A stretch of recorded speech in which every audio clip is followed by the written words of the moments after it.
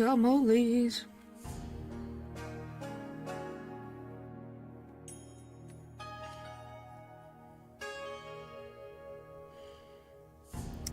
Alright.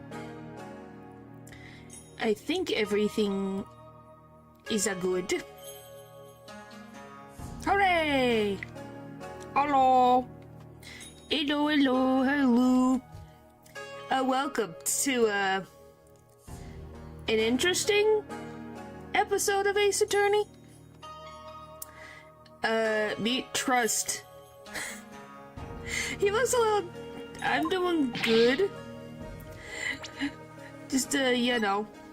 He looks a little different than I last saw him. He has more hair than I remember. Been good. I was able to get all my characters into Sega leveled up. Which is what I needed. Now I just have to finish go through chapter 2, level up stuff again, get Flan, and then Midori, and I'll be all set! Hooray! You got a haircut, I see. Yes, a very extreme haircut. Makes you kind of wonder, was he always bald? Did he just wish to have hair? These questions. Alright, here we go. Where's this place? Yes, Midori will be brought back. Like I said, I have to wait because she's Flan's apprentice, so, you know, I have to wait till I get Flan. Oh my. No! This cannot be! Polkana. It's the High Priest! The accused really can channel spirits! I don't believe it. The accused spiritual power is the real deal. Hello! Hello, hello! Welcome in. Go, Maya. Do not understand. This cannot be.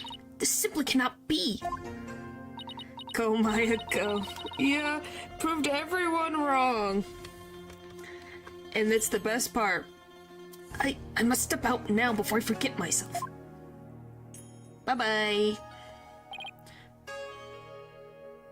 All but in me. This be the Twilight Realm? And what of this?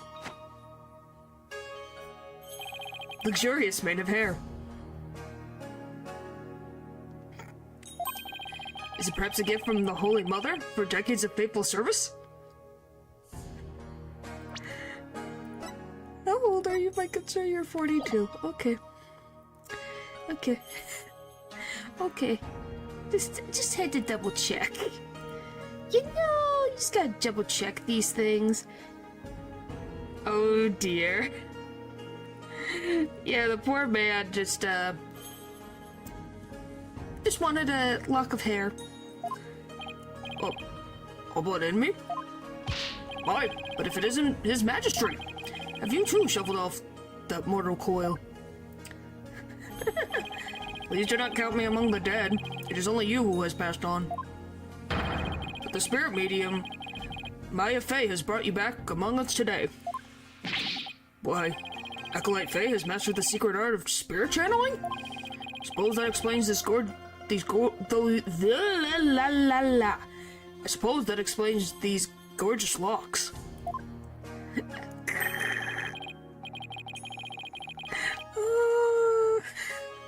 Oh boy. When I pass from this world, I too hope to be channeled with a full head of hair. He missed his hair. I don't know if he ever had hair. And if he did, it fell out. It would be for the briefest of moments. I give thanks for this splendid corfer. Is this like...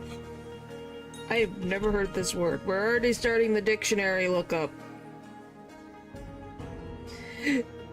Typical Ace Attorney makes me frickin' look up definitions. Coiffure? What?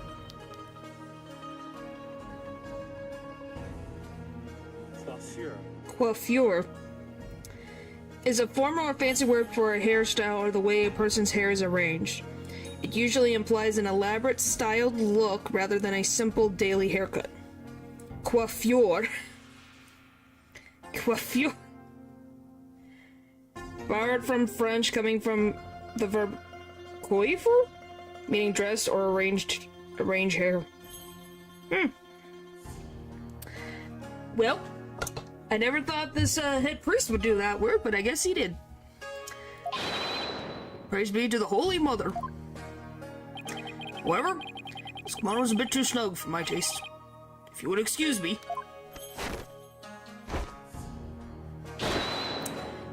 Yeah. Aren't we so glad when they transform? Nothing else certain attributes don't go... that they also change, thankfully. Oh, that was better. Could we get to his testimony now? I wish I had kept his top on. Yeah, the whole body transforms, yes, thankfully. Thankfully. Why, you're that foreigner lawyer that people speak of as of late. And is this not the Hall of Justice? Why have I been summoned here? Forgive us for calling you back from your eternal rest. You've been accused of murder. Have we asked you to testify on your own behalf? Ow! Maya's not that flexible! Holy Been accused of murder. It's troubling indeed. Ah! What's with that crazy pose? Maya's gonna be hurting, yes. Yeah, probably a lot. This really cause for such astonishment. Even the lowest of monks can achieve such body control with proper training. Hope she likes yoga. I hope that she has had yoga training. Oh, I wonder if Albie will be able to do that someday. Defense, please explain the situation to the High Priest. I'd be happy to. Your disciple, Zealot, has been murdered. It happened on the day before the purification rite. And the crime occurred in the rebel hideout hidden within the inner sanctum.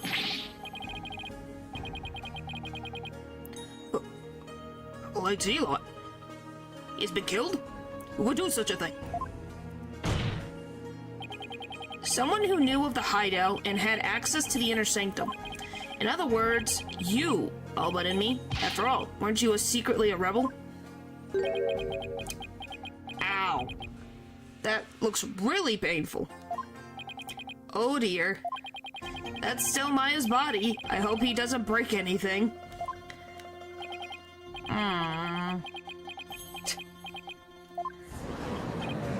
Wow, the High Priest is amazing. To think he had mastered such an advanced prayer pose. Still worthy of veneration, even if he is a rebel. Praise be the Holy Mother! Praise be the Holy Mother! I love that they're all impressed by his prayer poses, that they're like, I don't care if he's a rebel, he still deserves our admiration. Why have my rebel allegiance been exposed? Not even my wife knew of that. Seems to rest in peace is not my fate. Oh boy. Idiots will always be idiots. Yeah. Why did you, a devout priest of Quraniism, join the rebellion? Objection! The High Priest has come back to us for but a brief time, Defense. Shall we not cut to the chase and ask the most pressing of questions? Uh-huh. Thanks, buddy. Oh, right. All but in me, the prosecution believes the one who slew both you and Acolyte Zealot to be Maya Fey, and had been playing the role of Lady Kira in the rite. Being that I was dead until just a moment ago, my memory is a bit hazy. Well, yes, he's been dead. It's kind of difficult to remember things sometimes. You know, let alone, you know, you were dead, and now you are in the living, going, huh? If he indeed did it, then what? Are we still gonna arrest Maya because he's in our body? No, but it would get Maya set free of the charges. Because we're worried about Maya. Yeah, it can take... Yeah, imagine him. He's dead. And he's going, what is going on? Where am I? It can get really awkward. Yeah. Objection! Oh, did I miss that? I think I missed that line. Could you please do your best to remember? The High Priest says his memory is hazy. It's all coming back to me. It is as Prosecutor Sadmani concluded. I was slain by none other than Maya Fey. Which is kind of funny. I'd be surprised if they still want to arrest Maya after it. They can't, though, because his spirit doesn't stay in the body. The High Priest's statement has proven my assertion with golly. The High Priest's statement has proven my assertions with regards to his murder correct.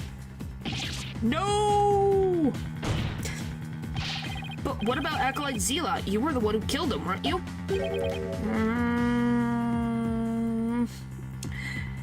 How do you think in this pose, my good sir? I know not about my disciples' murder. Furthermore, I have an alibi of my own. An alibi? Seriously? Ho ho ho ho. Seems the testimony the defense has been hoping for is working against him. Now, Elbow Jimmy, your testimony, if you please.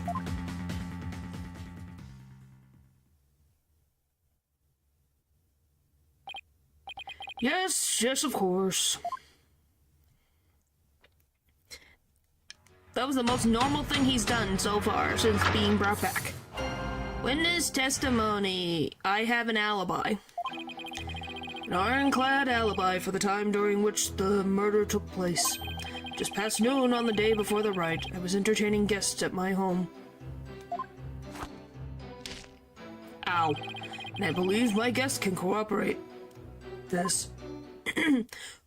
Who are your guests? You had guests? Just past noon. That's right about the time Zealot was murdered. Are you sure about that? Absolutely. Come to think of it, Rafa told me about his spirit's memory. Holy flexibility. Yes, that is the priest inside of Maya's body, head priest, because he's dead. Yeah, apparently this is, like, the lowest level of flexibility needed as a Kuranist priest. Which makes me very curious how the frick. He's lying, but why? Maybe he's trying to protect someone? Spirit's memory is cut off at the moment of death. So even a spirit that is brought back after centuries doesn't sense any gap in time? Between the moment of its death and the moment it is channeled? Yes, and yet it clearly recalls all of the memories it had in life. Whoos. Yeah. Oh no, was it his wife? Possibility. I'm just saying, my assumption is that... I don't know, by the way. I have no idea who it is. I don't know who killed them. I'm just guessing maybe it's his wife. Because why would he lie except for to protect someone? Unless he genuinely is confused. You know? Usually those are the things is he's gonna protect someone or he does not actually know what's going on. The High Priest seems to know exactly what he's talking about. So the question is, what would be the best angle of attack? Why would he doesn't hate Maya. I don't think he hates Maya. Alright. I love that it was 3 sentences. Hold it! Oh boy. Guests. And you were entertaining them personally? Oh boy. That I was. We gathered around the table for a most enjoyable conversation. He said his guests could corroborate his alibi. That can't be good for our case. Are you sure that was the same day as the murder? Maybe you've misremembered.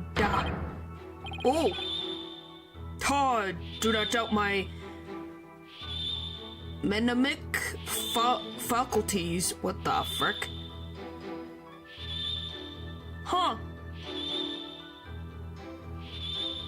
That makes an interesting sound.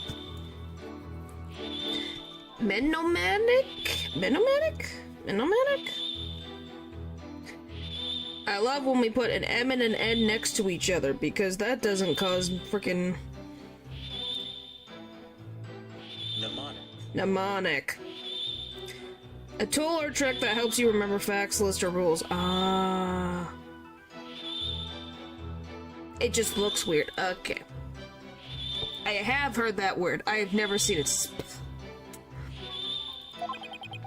May have died, but my memories up to that point are crystal clear. Sorry. He's pretty thin-skinned for a priest. Though I guess I should have known better than to doubt his memory. Spirit's memory is cut off at the moment of death. So even a spirit that is brought back after centuries doesn't sense any gap in time between the moment of its death and the moment it is channeled. Yes, and yet it clearly recalls all of the memories it had in life. Alright, there's nothing better than enjoying jingle cuisine with dear friends. That way, everyone's breath becomes equally malodorous. Right. That sounds disgusting. Yeah, we all have bad breath together. Hold it! First M is mute. Makes sense. And who exactly were your guests that day? Don't tell me they were rebels, so they can't be called here to testify. There's none other than His Majesty, along with his family. Really? The judge was with you? It's like hiding a tree in a forest. Yeah. Couldn't attend the rite due to work, so he stopped by ahead of time. My, how his daughter has grown. Wait a second. We set the record straight right now. I am not a rebel. This is not impartial, you bro judge. Bro judge, you can't be. It's not impartial. Well, he didn't know the guy was gonna be there, but you know. I love that we have to set the record straight. He's like, I'm not a rebel. I just knew the guy for a while. Like, they probably did trading together. Yeah, but this whole freaking courtroom's not impartial.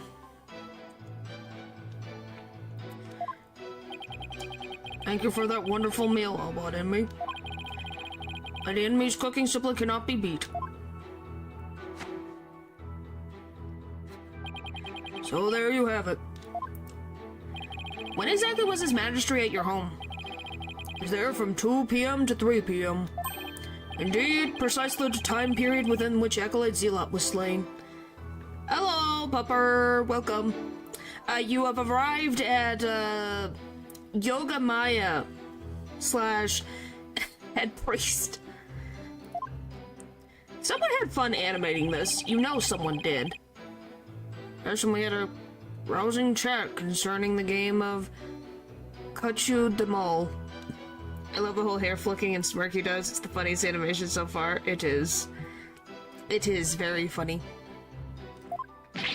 Like I said, they had fun. Why didn't the judge testify to it then? Because he's not a witness? And I think it's because of the fact of the matter that we are the ones who figured out that it was the day before the rite that the acolyte was dead.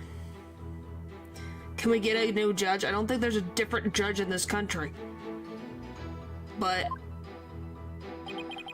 we'll just have that added to the testimony. After all, it was I who visited the High Priest home. Can we have our host judge back? We kind of have to go back to the U.S. Hi, Dylan. Sure, he could have said the priest had an alibi.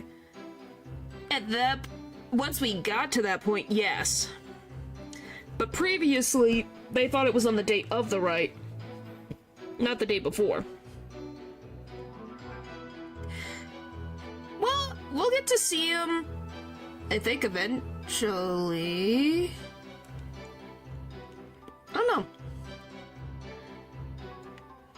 know. My guests that day were His Majesty and his family. They visited from 2 p.m. to 3 p.m.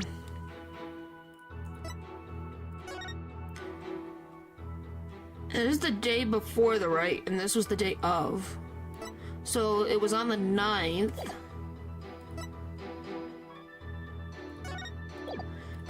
Oh, is there anything? The photo taken during the blessings where it's customary to partake in dishes made with ginseng. Oh, yeah, finished by 3.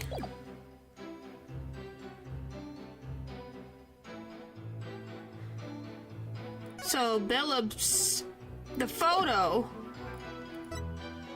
was taken this day of. So how could Maya commit murder if she's in the photo? Alright, there we go. Woo, I figured it out! Objection! Really? What? What do you mean? Oh, that's not right.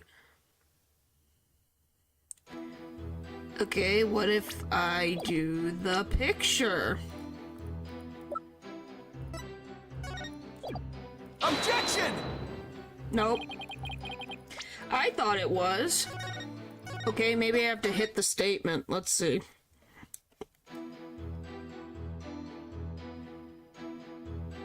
Hold it! Your Magistrate, are you sure this testimony is completely accurate? Sure as I can be. Well, how wonderful it is to finally have my actions be admissible as evidence in court. Magistrate was at my home during the exact time period of the murder. I don't know. It sometimes happens. Sometimes stuff changes, so, yeah. Come, let us put this behind us. I could not have committed this crime. How can you be so sure? What if the clock or watch you were using was off, or you misread the time? But a clock right near the table, it had the exact time as my watch. Is it annoying when you are ahead of the game thinking, but the characters are stuck behind until they catch up? Yeah, well that... sadly is gonna happen no matter what. Now do you understand, lawyer? Okay, how am I going to attack his alibi? Maya, what do you... Alright, she's kind of busy right now.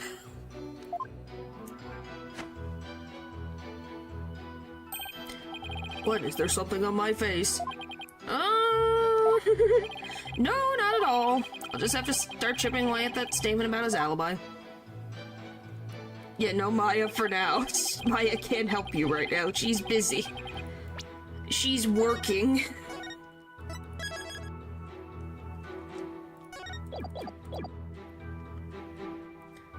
Hey, okay, do I just need to press this? Let's see. I'll just press everything just in case. You use the word alibi as if it were second nature. Hmm? Are you perhaps mocking me? Or is it perhaps the kingdom of Karain itself you wish to ridicule? Oh boy! Come on, everyone and their grandma knows what alibi means. Not a bunch of country bunkets here. We have plenty of courtroom dramas on TV. Peace, peace, peace, I say.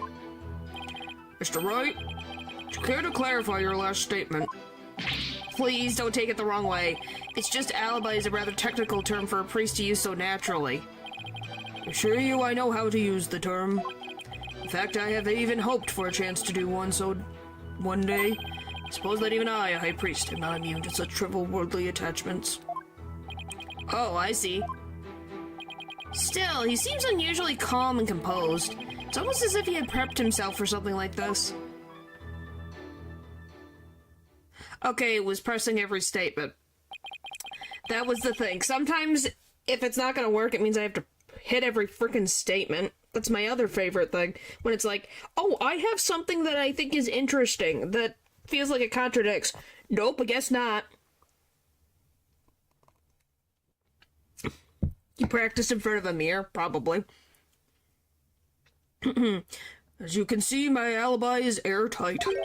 Or do you still think I could have killed Acolyte Zealot? His Majesty's a witness? Are you satisfied now? There is not a single discrepancy in Albot and me's alibi. If I give up now, it's all over. Now hold on a second. Is there anything wrong with the High Priest's testimony? Yes, there is. There is, I think. If I'm wrong, we're screwed. There is. There is a discrepancy in the High Priest's testimony. There is? Well then, perhaps you could explain what it might be. This is what's wrong with his testimony. The prayer feast was too short. He's too friendly with the judge. He knew the time of the crime. Oh yeah, how the frick did he know? How the frick did he know when Acolyte Zealot was dead? Did we even tell him when he died? But yes, I love he's too friendly with the judge. Yeah, how did he know the time of death? After Albot Inmi was channeled, no one ever stated what time Acolyte Zealot was murdered. Now that you mention it. Despite that, you claim to have an alibi from 2 to 3 p.m. That means you knew that Acolyte Zealot was dead when you were still alive.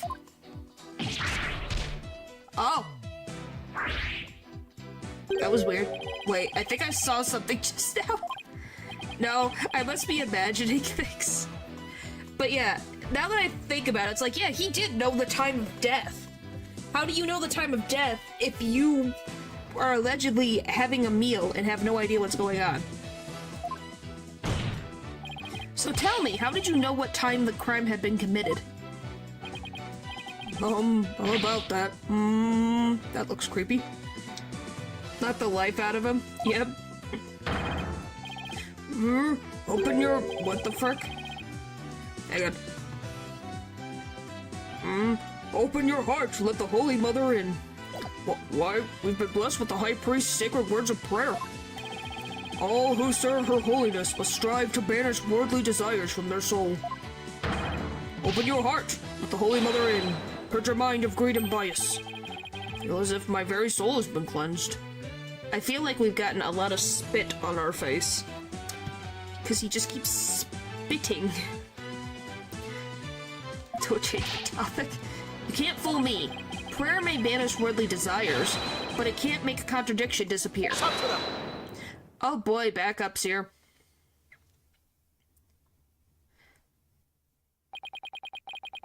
How can you be so sure? What's that supposed to mean? This lawyer seems to think little of the power of Coronus prayer. Oh great, we're doing this again? Where I'm being thrown into the fire and have to frickin' dance to your tune again? Huh?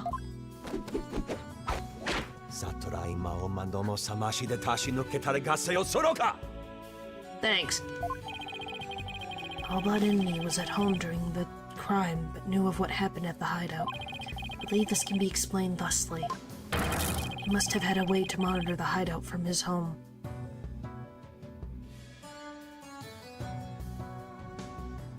Huh? A what? What? I've never seen more of an uphill battle than this case. Yeah, this is an uphill. We are literally chugging so slowly up that hill. What? The slow tilt. Yeah, it's like, oh, what? You never cease to amaze, prosecutor. As he has surmised, there was a listening device installed at the hideout. Where? Do we have a report? Do we have a report?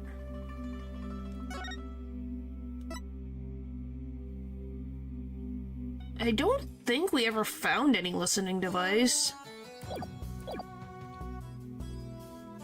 I guess. It enabled me to instantly learn of anything unusual, even when I was not there. Remember, the rebels have been using this as a top-secret hideout. You've would be perfectly natural for them to install such an apparatus. Wow. Wait, come to think of it, when I was searching the rebel hideout... Oh yeah, wasn't there like a speaker sound? There's something under the banner. Oh yeah, that. The alarm clock? I forgot about it. It's underneath here. There was this thing. A microphone? What's this doing here? Was someone trying to record something with it? I forgot about that. That was a listening device. Starts recording whenever it detects movement. I kind of forgot about it. It was like, oh yeah. Because that is something we did see. I completely forgot about it because it's not in my evidence. Starts recording whenever it detects movement. Thus I heard just such a recording after His Majesty and his family left. You look in the desk in my study, you will find the tape in question. Ah. Right then. Bailiff? Yes, Your Majesty. We'll retrieve the tape in question from the High Priest's home. And what's Your Majesty? Do we love that being in the different country? Well, I know what's very funny. We're allegedly in the US, but we haven't seen these things, but over here we see these all the time.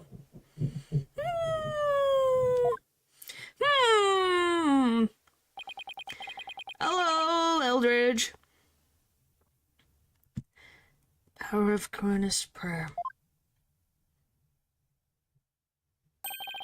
Even a putrid brain such as yours should understand it now. It's like the contradiction really did vanish. We shall ascertain the contents of the recording once we have the tape. Double standard something. Is this my feminine self from a parallel universe? Wonder what she's like. I'm assuming she would be very different from you if it's a parallel universe, or is exactly like you, but just as feminine.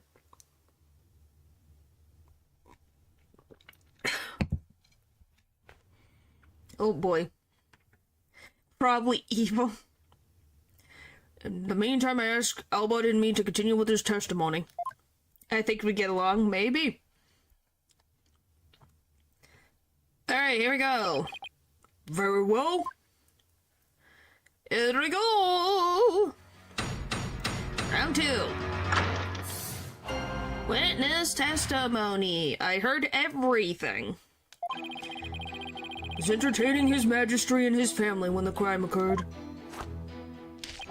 When I listened to the tape later, I heard a man and a woman quarreling. A woman? That's the first time we've heard a woman brought into this. More than I do. What is that? I guess? Good? Cool? Sounded like an altercation between Acolyte Zealot and Acolyte Faye. After that, there was a loud noise, followed by haunting silence.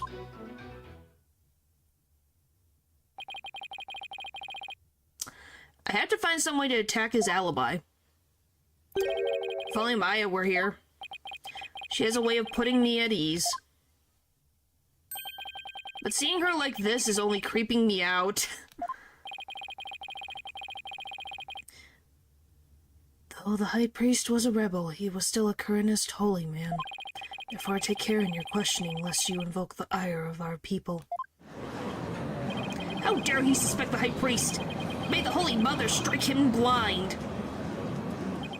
As if this wasn't hard enough already. Nice try, but I'll stop at nothing to find the truth. Yeah, we're kind of like the uphill is still freaking ridiculous. Yes, it is very deeply horrifying. I was entertaining his family when the crime occurred. I listened to the tape later. I heard a man and a woman quarreling. Hold it! You heard everything from a recording? Indeed. Each night I would secretly check what the listening device had recorded.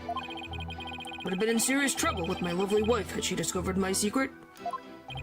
Can you really tell what happened by the audio alone? I didn't get her burgers? Not yet. She will later. Hi, Kay. Welcome, welcome, welcome. Long years of aesthetic training have sharpened my hearing. It is but a simple matter for me to ascertain a situation by the sounds I hear. The whole thing is at a 9-degree angle. Yes. But we're still somehow gonna push through. Practicing Koreanism improves your hearing? Hearing is but one of the senses it can improve. If one can focus and attain inner peace, all 5 senses can be sharpened. Why, the warbard over in the bazaar just cried. Did you not hear it? How far away is the freaking bazaar? Give me a break. Okay, it sounds like an altercation between an Acolyte Zila and Acolyte Faye. Hold it! Hold on, are you sure about those voices? Was it really Acolyte Zila and Miss Faye?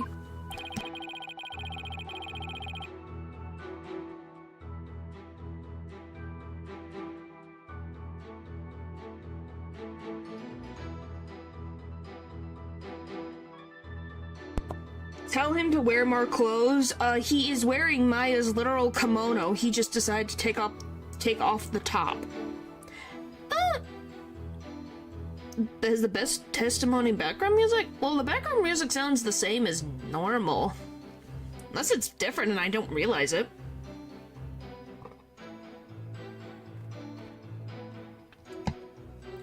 Oh boy. I'd say that was the most reasonable conclusion under the circumstances. Perhaps Acolyte Faye had an alibi that you can prove? I'm afraid not. Then I suggest you make like a mollusk and clam up. Put on your clothes properly. She did! He's the one who took the clothes off!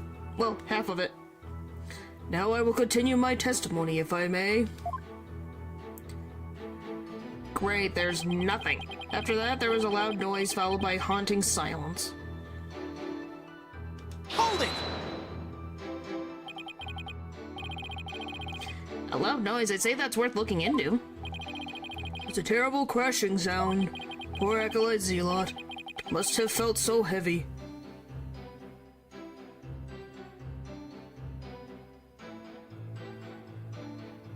How'd you know that Acolyte Zealot had it fall on him?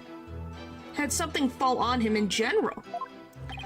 It must have been the sound of the stone slab falling over. Should I have him add that statement to his testimony? Yes.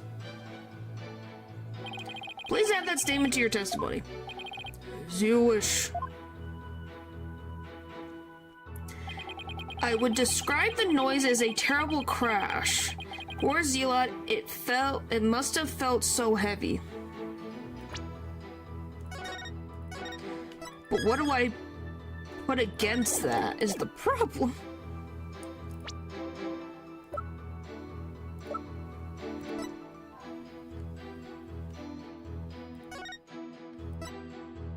Like, is it this? Objection! Nope. I love that it's like, I listen for the sound. Nope, it's not that.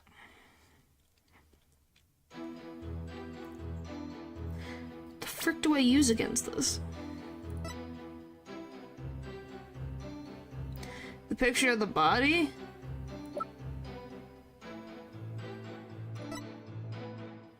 Maybe? Objection! Nope.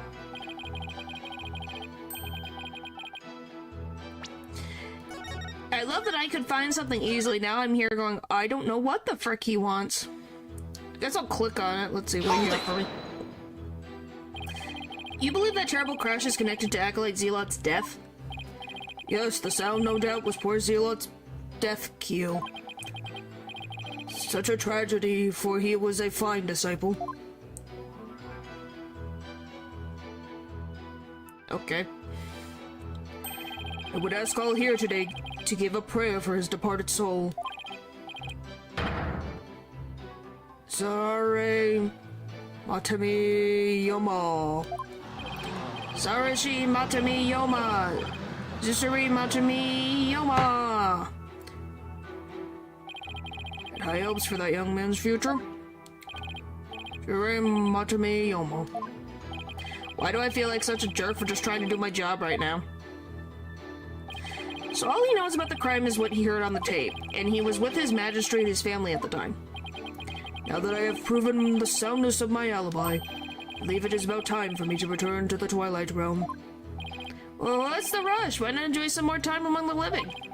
Better find a way to attack his alibi soon. We'll just have to press harder and hope something useful comes out. Okay. That told me not much.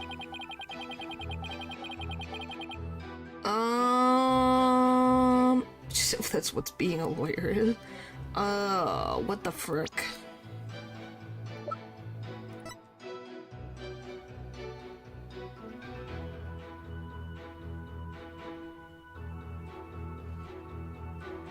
Objection! Nope. I thought maybe it was the autopsy.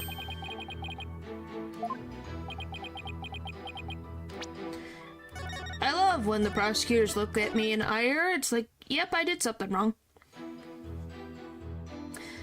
What do I do for this?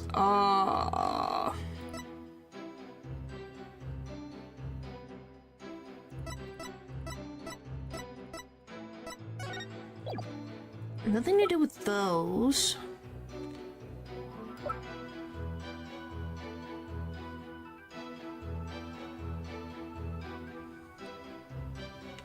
Terrible crash.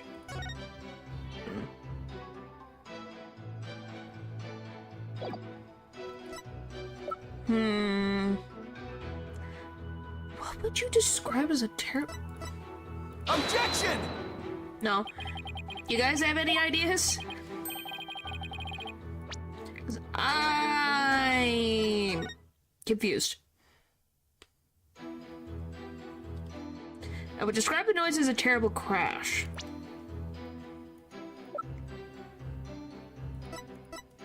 Press first always. I pressed! How much pressing do I need to do? I literally... Like, the other one is this. Alright. You were entertaining his magistrate and his family during the crime? Indeed, my wife Bella was treating them to her wonderful home cooking. You do? Please, enlighten me. Your wife was there that day? Well, yes, she was in the kitchen cooking up a storm the entire time. Come to think of it, I don't think I saw her at all that day. She takes her culinary duties most seriously, you see. That is why she was in the kitchen cooking without pausing the entire day. So the judge never saw Mrs. Inmee? Should I have Albert add that statement to his testimony? Yes. Please add that statement to your testimony. As you wish. Yeah, that's super suspicious. My wife was in the kitchen cooking the entire time. It could have been a crash in the vision. It took a while that he was pushing it up. Could have? My wife was cooking the entire time. Objection! No, I can't get a break.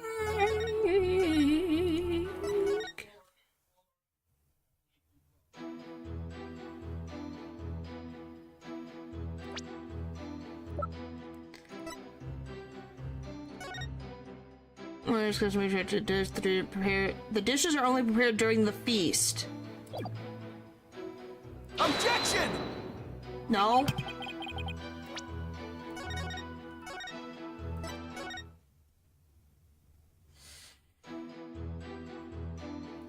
What the frick do I do? My wife was cooking in the kitchen the entire time.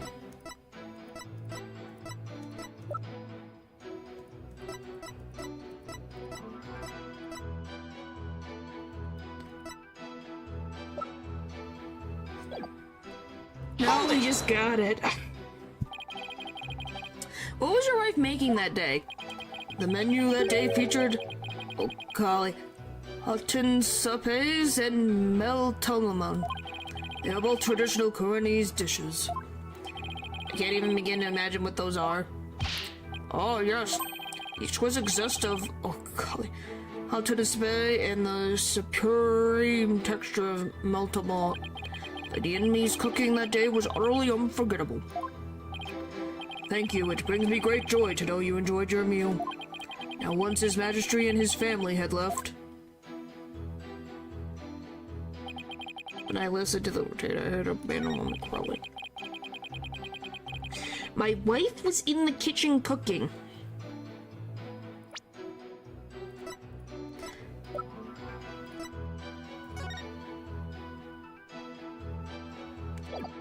I don't get it. What am I supposed to do? Now I got another statement and I'm still confused.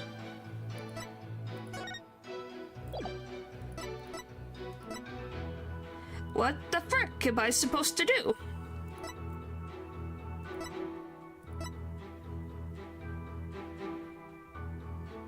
Objection!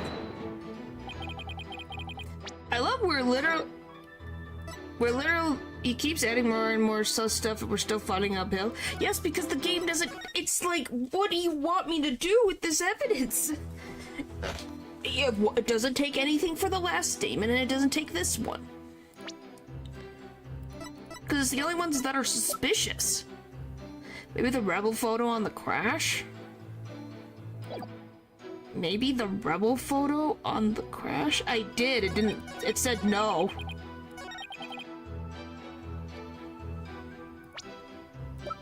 He said no. Objection! See, they say no, and I don't know what.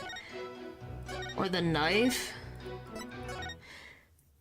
Well, the knife isn't related to him. Based on our understanding, Zealot was killed by the bird. By the feathers.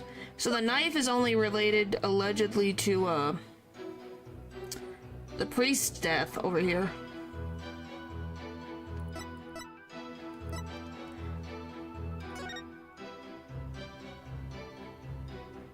Prepare to take the feast, which starts at noon, and on the day before the rite must be finished today. Cooking the entire time. When I listened later, I heard one more cry, something like notification. After that, there was loud noise. By silence, I would describe that as a terrible crash. Could be the bird then? Yeah, that's the thing. It doesn't like the bird either. Objection! Because that's not the answer either. So it's like, what is it looking for is the question. It's like, what would you like me to do, game? Because you give me no answer. My wife Bella was in the kitchen cooking the entire time. After that, there was a loud noise followed by haunting silence. I would describe the noise as a terrible crash.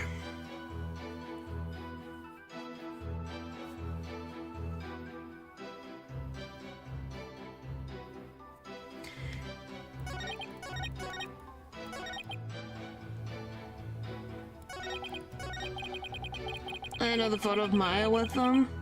That's what I thought. I did both this, and they still don't like it. Objection! The speaker isn't even evidence then, right? Let's see if we could do something for the alibi he's crafted for his wife. Yeah, that's the thing. Yeah, we don't have the speaker's evidence, the microphone or whatever. But yeah, it doesn't like it. Did not perform the right. I know what you're planning. When was this? Only people entering. That doesn't help me. Water was already stained. That doesn't help me. Cause of death.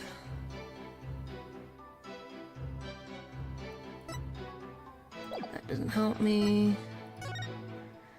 Kira figure. Blah blah blah.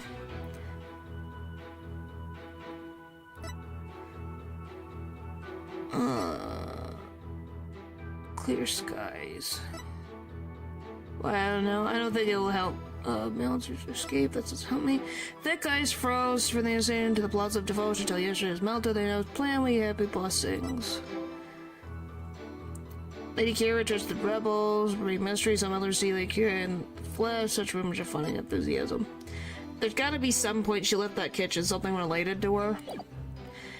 Well, the only things that are related to her is we have her statement that talks about the Feast of Blessings that was held the day before the rite, but it doesn't like this. It doesn't take this statement. It doesn't like the picture of her in here. There's no name.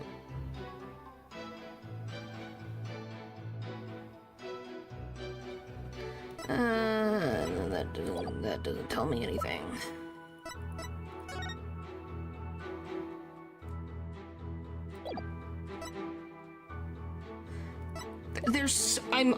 I'm literally going to look it up. I give up. I love this game has made me give up. It's like, okay.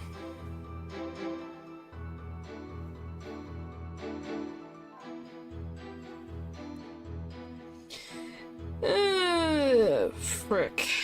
It's like I tried. What more does it want from me?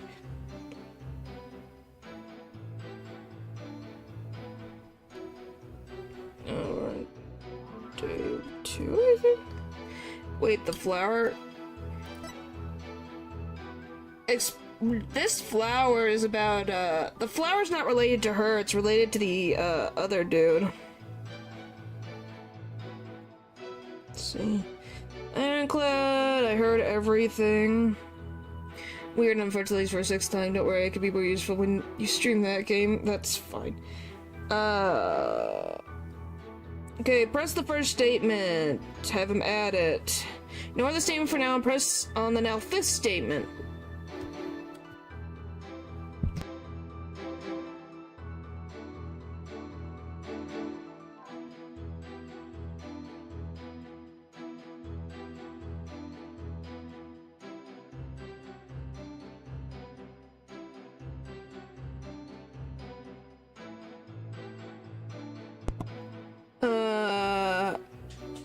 Press the new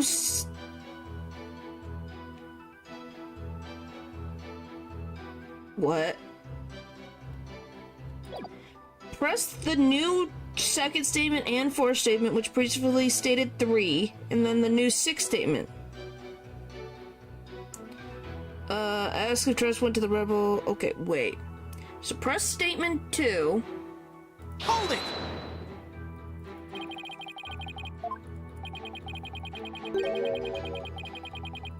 Let me just... Hang on, sorry, this thing, I'm looking at this guide to try to figure it out. So yes, it's the rebel hideout photo. So we are correct. I just have to go through this statement and the other statement, which will apparently make a new statement.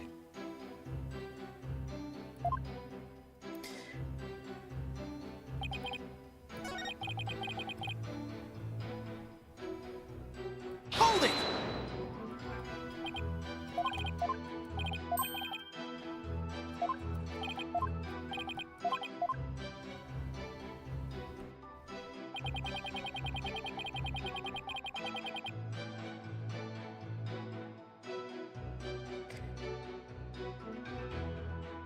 Alright.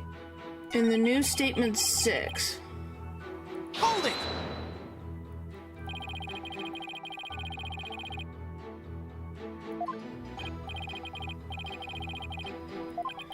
Okay, let's get that one. Sorry guys, this is what sometimes this game likes to be stupid. Alright, so we have to go through this statement again.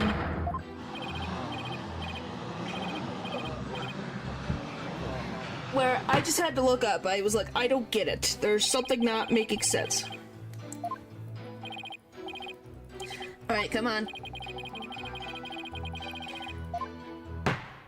There. Alright, so once again, it was hit the random statements buttons. You can figure this out by messing trial and error. Mr. Wright, do you still feel the need to question the Do you still feel the need to question the high priest? His alibi is as tight can be.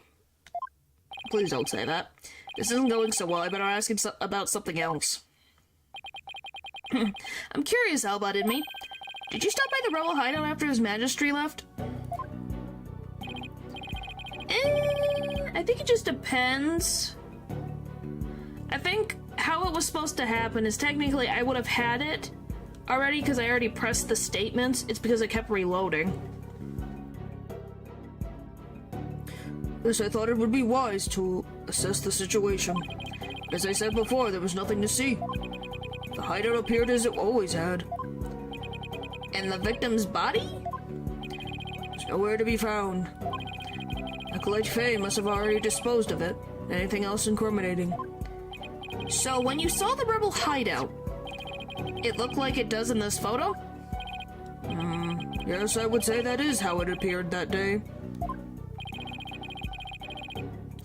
This is not a mid-game.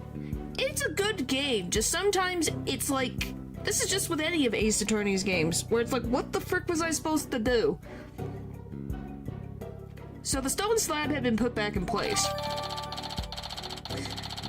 Is just as Albot saw it after the incident. Okay. Mr. Wright? Is it not time to concede defeat? No, wait, I just need a little more time. If you insist. Alright, I was entertaining. Okay, blah, blah, blah, blah, blah, blah, blah, blah, blah. So, I think it's that one. Okay, we got the updated thing. That's what it said. Now let's just see so we can get out of this mess. Scroll. On the last statement. Okay, yep. I am correct. Good. Alright, now we can present the photo because we needed to have an updated statement. Objection! Okay, now we're good. Albert and me, you said, and I quote, "Poor Zealot. It must have felt so heavy." Okay, now I get it. Because allegedly, if it looks like this, how did he know the thing fell on him? And this is not the last case in the game? No, this is just case 3. We still have 2 more cases!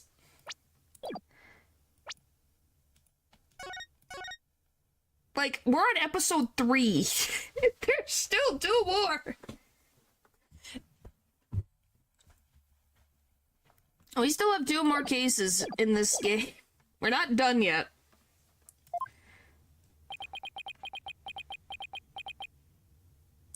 I think the 4th one is also the 5th one is the bonus case because there's only 4 things, I think. Hang on. Yeah, there's no DLC.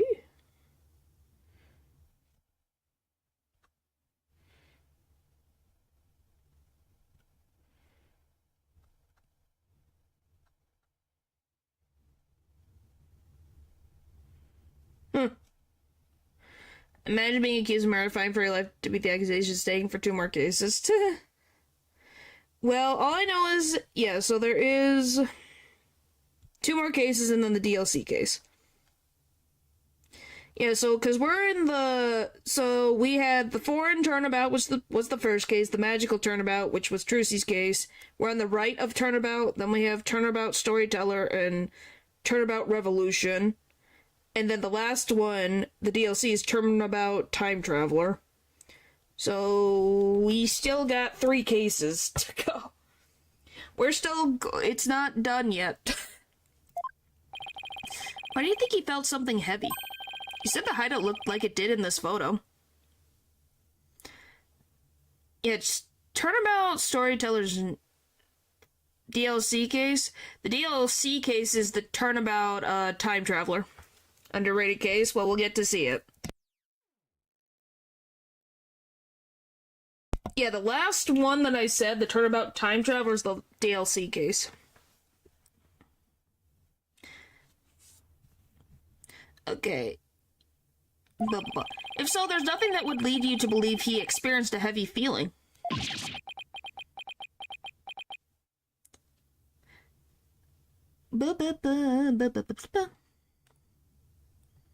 This freaking... Why is this?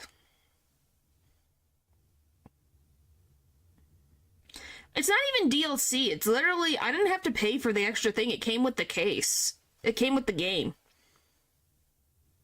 Yeah, you don't buy it. It just comes with. It's called DLC.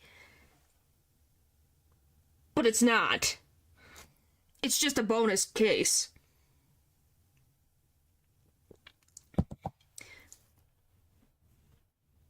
Yeah, it's just additional added content, I'd call it. Yeah, that's why it's called a bonus case. Yeah, when you buy Dual Destinies, okay, hang on. I'm trying to think of how to word this. There's one more game in the original trilogy that also has a bonus case. But Dual Destinies, Spirit of Justice, and the other one, that I can't remember which one it is, they are all come with the game. You don't have to buy it. So if you ever buy them, you will get the bonus case. What, you don't want to just stand here as he thinks to himself? Okay, it's Ace Attorney 1. Thank you, Pupper. I knew one of them had a bonus case. The fact is, of course, a stone slab did fall over onto Acolyte Zealot, impaling him on the war barb statue behind him. But that was only revealed through her benevolence's divination seance earlier. The defense, please get to the point. My point is, simply hearing a crashing sound shouldn't have automatically led to him to conclude the victim was crushed to death. I don't see your point. I'm saying that the High Priest knew. He knew how the victim was really killed. Wow, what a great picture. What? And that is information only the real killer could have known.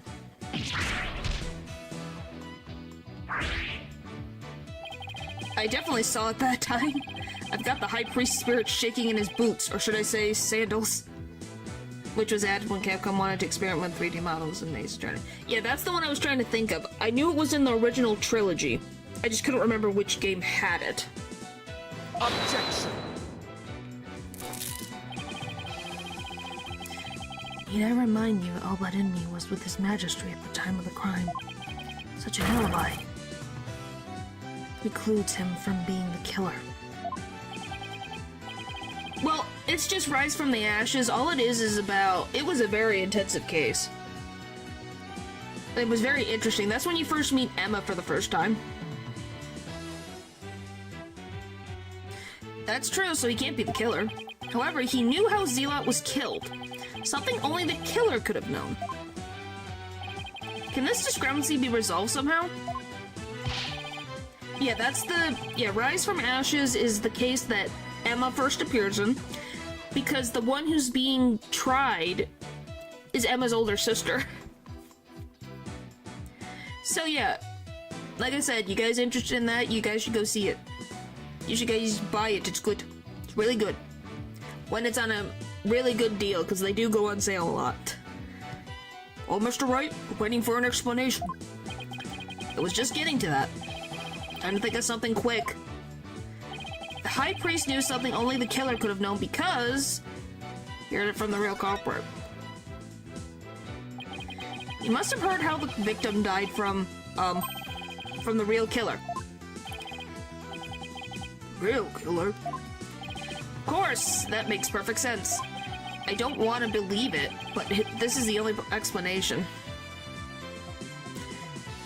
Because of Beanie Phoenix. So tell us, who's the real killer? It's gotta be someone close to the High Priest, someone without an alibi. I guess Belub is the murderer now, I guess. Why is a pregnant lady murdering people?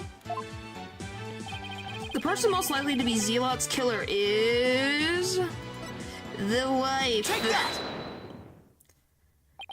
Your Majesty, while you were visiting the High Priest home, you didn't see Mrs. Inme at all, did you? No, I saw her, but what does that have to do with anything? It kind of is in this realm of reality.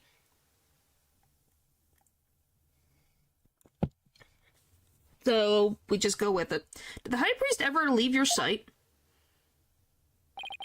No, we were talking the entire time.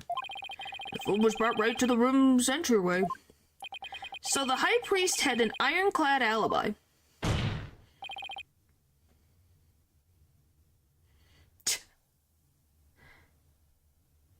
But his wife does not.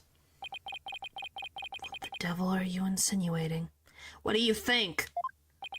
I'm insinuating that Mrs. Immy might have killed the Acolyte Zealot. But to protect her, he was willing to throw an innocent girl under the bus after death to protect a serial killer. Well, we don't know if she is a serial killer. True love. A lot of nerve making such a baseless allegation. She had no motive to kill Acolyte Zealot. It was like family to her. No! We can't entirely discount the idea. Especially if you consider that Mrs. Immy could have been the one posing as Lady Kira. That is also true. Phoenix is right. She's played Lady Kira every year until this year. Well, that's the thing. We don't really know. Objection. We'll find out.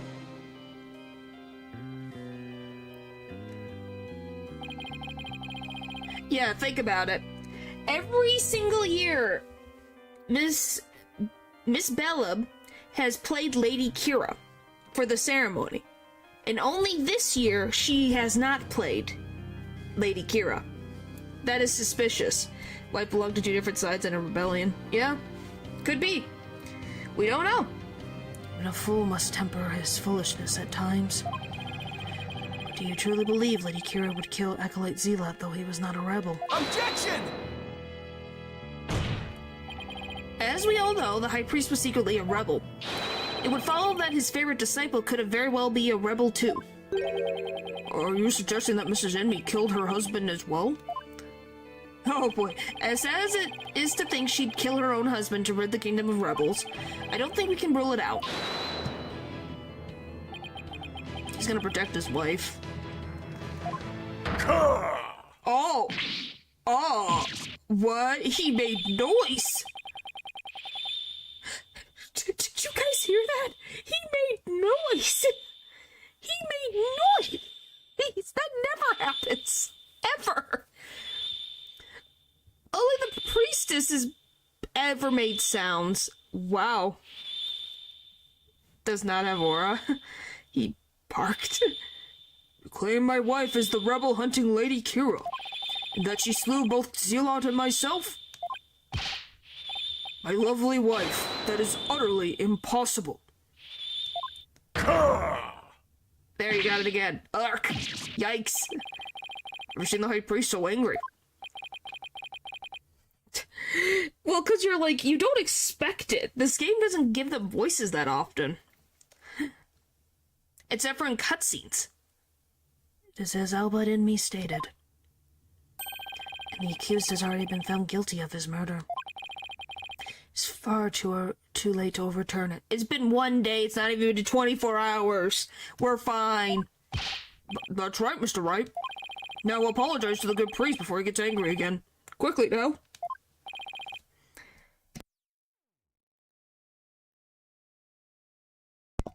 No, I'm not going to apologize. The true identity of Lady Kira is a major piece to this trial's puzzle. Admit it, Albert Enmy. Your wife, Lady Enmy, killed you. Yet even now you continue to lie in an effort to protect her.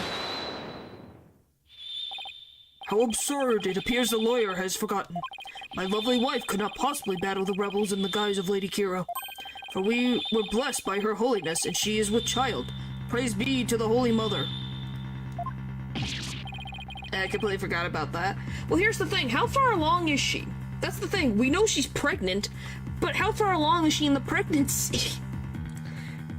You'd be surprised what Earthlings can freaking get up to while pregnant, man. They can still do a lot of stuff, and she doesn't look super pregnant yet.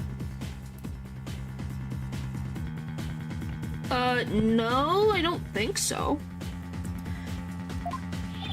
The abominable Lady Kira figure who slew me and Acolyte Zealot was the accused. This is bad, but I can't give up now. Do not forget. Don't forget. My client doesn't have the strength to fight rebels either. How can a weak young woman like her possibly? Obviously, we're going with anything we can pull at. Once again, good job, voice actor, for doing the Nayuta frickin' prayer? Mantra? Whatever you want to call it? Foolish oath of the lawyer. Only you were as blessed as Lady in me. What? You want him to be pregnant? Surely the accused possesses the strength, or should I say the power. The power to battle those black-hearted rebels. What are you talking about? A good prosecutor, so you have come to the same conclusion as I. Such keen insight. You have figured it out as well, all but in me.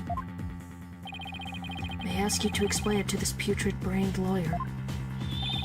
Certainly, for I cannot allow him to frame my lovely wife for murder. Foreign devil. Thanks. You know, Yoda's VA was in the booth for hours trying to get that take. Yeah. We can say the character is a pain, but we can applaud good voice acting. He's trusting that rebel way too readily. Well, he is a rebel. Remember, his father is the leader of the rebels. Magistrate, allow me to testify as to how Maya Fey is that murderous Lady Kira. Well, if it would soothe your anger, then by all means, please testify. Because I'm assuming he's been a rebel for a while. So he would know Yuta when he was little. Maya Fey's Lady Kira. Acolyte Fey channeled Lady Kira's spirit. Okay, now we're freaking going freaking crazy. Why would she channel Lady Kira's spirit? Please tell me. Why? A trainee would try to spirit channel Lady Kira. Why? She is a spirit medium who knows Lady Kira's true name, so she could have done it. So it was the real Lady Kira who returned to root out the rebels among us. She attacked and killed me with a strength far beyond any mortal woman. Wow. But do you understand now? No. Because if that's the case, then anybody knows her name who can channel spirits would be able to channel her. And the toll is only given to who will play the role of Lady Kira, who has her real name. So it can't be the Queen, because the Queen has never played Lady Kira. So, unless the wife can also spirit channel, you know, if we're going with that logic, can the wife spirit channel? Until it suits them. Still could be Miss Enemy. Yeah, if she has any spiritual power. Well, it also is just like, I think Lady Kira would be a big, like, ask. You know? I don't think she would want, she has to even want to come along, you know? Why would she do that, I guess? That would be weird. I like how they come up with ridiculous stories and we have to debunk them. Yep. Murder by spirit channeling explains everything. Then we could also say the Queen did it. Because we know she spirit channels, but yeah, once again, Mrs. Enemy could be. Oh, hi, Natural. This is the only way the accused could have defeated one rebel after another. Prove that she channeled Lady Kira. Where's the proof? Indeed, I am a living, or shall I say dead, proof of her terrible power. With your conspiracy theorist uncle, yeah. Maya's ability to channel spirits. It's come back to haunt her. Maya's channeling the head priest, who is dead. But he can see sunlight. She got a haircut. Now it is not time to let go and move on, Defense. No, never. I'll never give up. Now what? Think. How can I prove that Maya couldn't have channeled Lady Kira? Did she ever get the book? I forget where did I get this book from? Where was this? It was in the house. The actress acting as Lady Kira represents... Try that again. The priestess acting as Lady Kira's representative must know her name. That name is Imsan. Speaking this name is unforgivable. Lock this knowledge deep in your heart and devote yourself to prayer.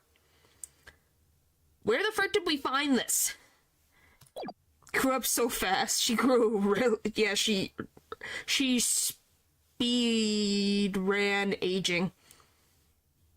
And also decided to have a sex change. So fast she looks like an old man now. So fast she changed top unforgivable things. Ugly thing channeled Lady Kira's spirit. Alright, we're just gonna freaking push everything. My client channeled Lady Kira. Isn't that a little far-fetched? And the transition. Yeah, it's like, wow. That was seamless. Far-fetched, you say? Why, the very fact that I'm here proves she has the power to channel spirits. Ugh. But you have no proof she actually channeled Lady Kira. Oh, but I do. Do you? Do you? She is a spirit medium who knows Lady Kira's true name, so she could have done it. Hold it! While it is true she may be capable of channeling Lady Kira, otherwise he never would have had... Yeah. I doubt there's any proof she actually did. We were talking about the infamous rebel hunter here. The modern Lady Kira had captured many a rebel all by herself, and among them have been more than a few great warriors.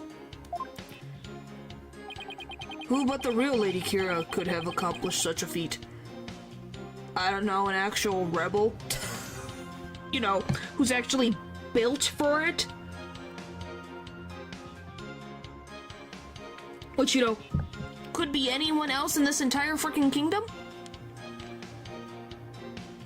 Maya has a very hard time lifting things. You really expect me to believe she overpowered dudes twice her size? My husband for info. Yeah. It'd be difficult for a mere mortal.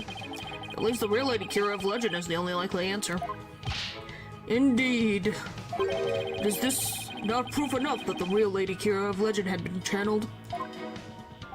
The real Lady Kira of legend, that's an oxymoron if I ever heard one. Then again, the people of Kurain believe the legends to be true. Well, since she has an actual name, it seems to be true. At least that's what my assumption would be, since she's got a regular name. Lady Kira is an actual person? Do you really believe there ever was a woman that powerful? One capable of battling rebels much bigger and stronger than herself? There is no way to prove that, but to doubt the existence of Lady Kira is to doubt Kuranism itself. It's not for us to question, we must simply believe. Yeah, how dare you doubt our legends? You'll regret saying that, you Pokemon. Lady Kira's gonna strike you down. Rayfa can't spirit channel. Rayfa can't spirit channel. She has a very hard time spirit channeling. So she couldn't have done that at all. She literally struggles.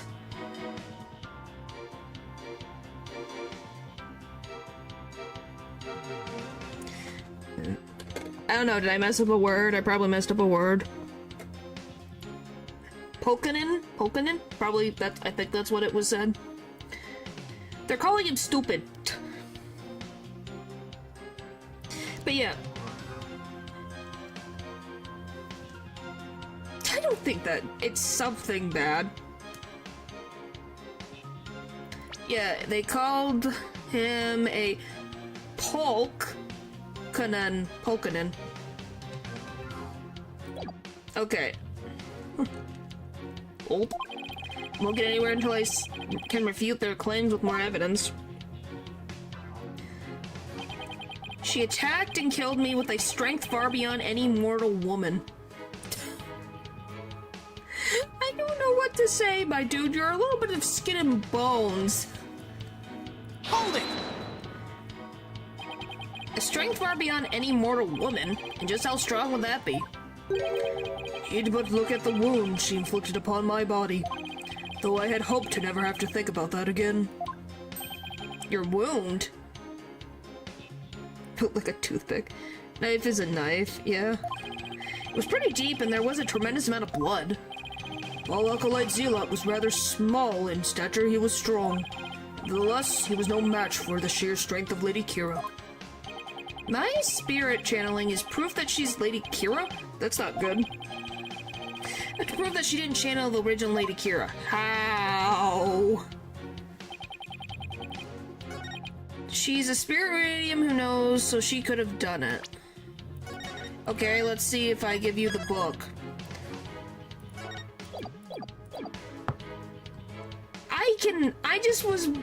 I was like confused for a second.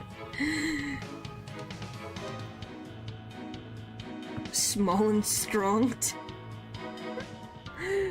You're a lot closer to the end of this case. I know we are. We're in part 2 of the case, so I know we're there.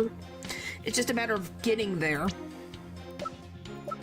We still have a lot of evidence that we have to present, so, you know, it's still gonna take a hot second. Objection! Yay! The Tome of Secrets is only given to the priestess who performs the purification rite. Is this your proof that my client could have channeled Lady Kira? Yes, indeed. For it contains the true name of Lady Kira, a secret only revealed within. All but in me. I'm afraid... You're mistaken. This couldn't have been used to channel Lady Kira. What nonsense! Mr. Wright, would you care to explain? This is why my client could not have channeled Lady Kira. Because she can't read Kurani. She can't read Kuranist. Right? The frickin' button. Hopefully I didn't frick anything up.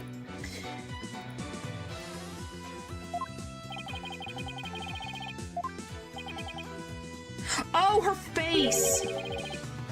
Her face! It's her face! I figured it out, I figured it out, I figured it out, I figured it out, I figured it out. It's her face! It's her face!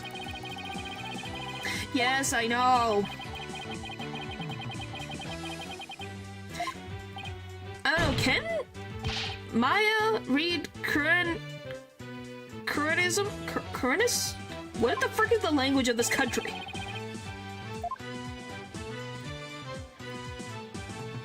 Take that! She can? Okay, thank you. Lady Kira's face is hidden behind a mask in the Tome of Secrets. You need both a name and a face to channel a spirit. Can't be. Tibetan? Yeah. Without a face, it would have been impossible for my client to channel Lady Kira. Oh my. That is true. Therefore, the claim that she had became Lady Kira by means of spirit channeling is patently false. And with Lady Kira out of the equation, my client has no motive to commit murder. Some words. Probably? Probably? But then, who is the rebel hunting Lady Kira we've been reading about in the paper? Yes, who is this other suspect, if indeed there is one at all? Yes, here the defense's brilliant deduction. Think. The true identity of Lady Kira is the key to solving both murders.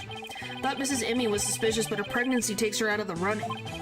And Mr. Arbol is a rebel, so that doesn't make sense. That leaves us with, Huh? I have to figure out who the frick this is?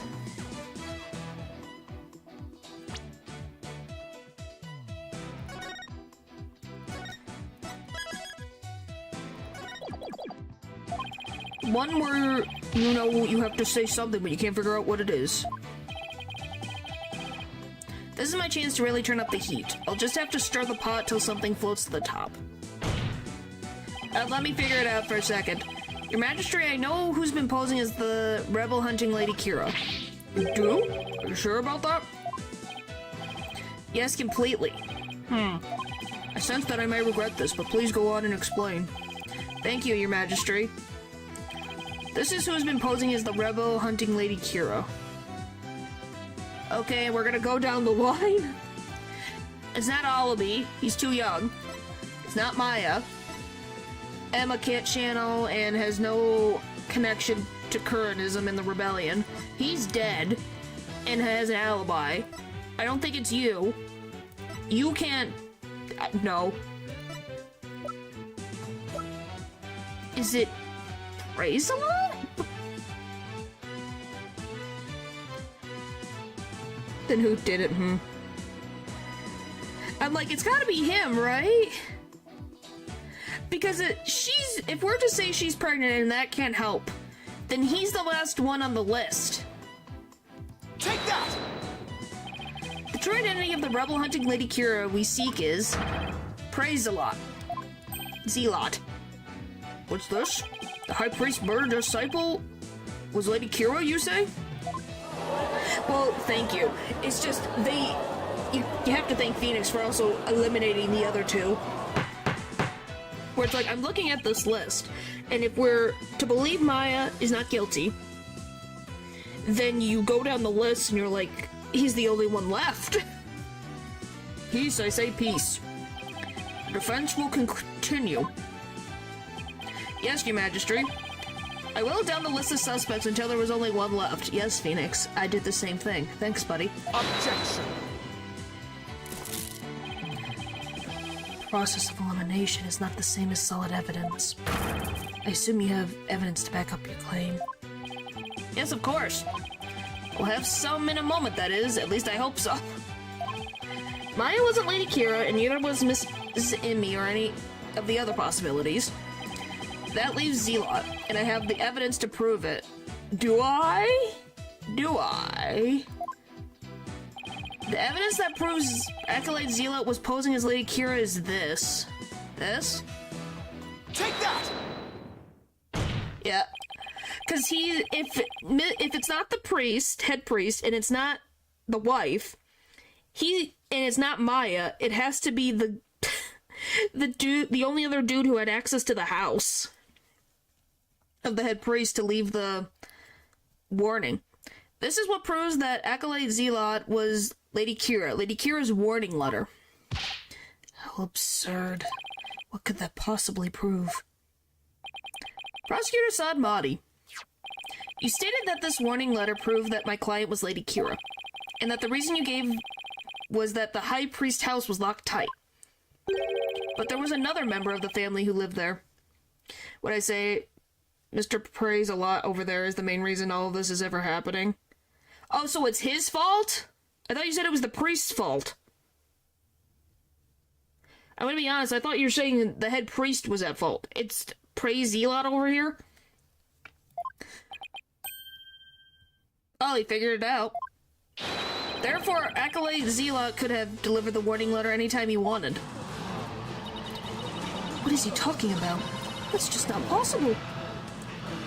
Well, they're both priests. Yeah, and it's gonna make so much sense. Okay. Well, they are priests, but one's the head priest. You're saying Lady Kira was not the culprit, but rather the victim. That's exactly what I'm saying. But that would overturn the entire premise of this case. This trial is proceeded on the assumption Lady Kira is behind the serial killings. But if Lady Kira is one of the victims, who was the killer and what was their motive?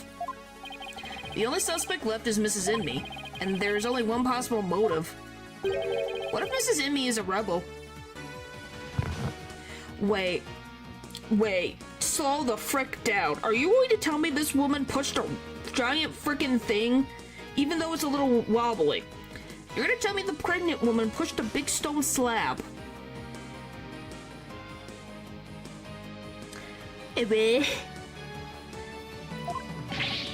What? Fiend, you still bend on casting suspicion upon my lovely wife. Blasphemer, you have no evidence of this. Repent for the mistrust in your soul. Objection! Well, you have no evidence either. After all, the dagger with my client's prints on it wasn't what killed Acolyte Zealot. And the plumed Punisher theme that he heard could have been an alarm clock. That means all the evidence linking her to the crime have been called into question. Was Lady in Me a rebel? And did she pose as Lady Kira to kill Acolyte Zealot? Or was Acolyte Zealot a rebel and was the accused the Lady Kira who killed him? I would say either scenario is just as likely. What are we to do now? The alarm clock, you say? Do you mean the one in the rebel hideout? Yes, but what of it? You're gonna say your wife doesn't know what that is, and that's a big lie. That's a lie. Because she's actually a big fan of the Steel Samurai. So that's it. What's gone into him? I'm not doing that, thank you. He's laughing a lot. You're so close. He's been proven to be lying. Why are we listening to him again? Head priest, big deal. Very religious country. Friend of judge. All but in me, just what is so comical?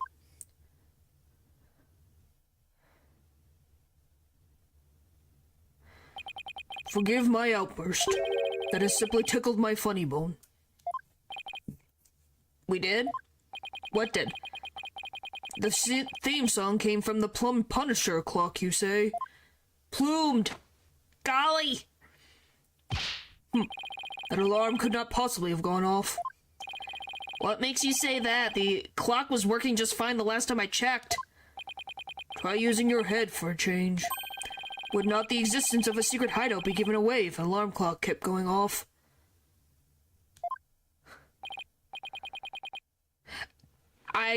Well, because Dylan said so, and it was gave an explanation. It was like, oh, wait, you don't mean? Indeed, we leave the alarm switch off at all times. No! So is the joke going to be that he heard her freaking watch go off? Because the freaking plumed Punisher and the Steel Samurai have the same theme song that is slightly different? In that case, it's sad to say that the defense's claims does not hold water. Would you care to respond, Mr. Wright? Well, because I literally can click on it right now.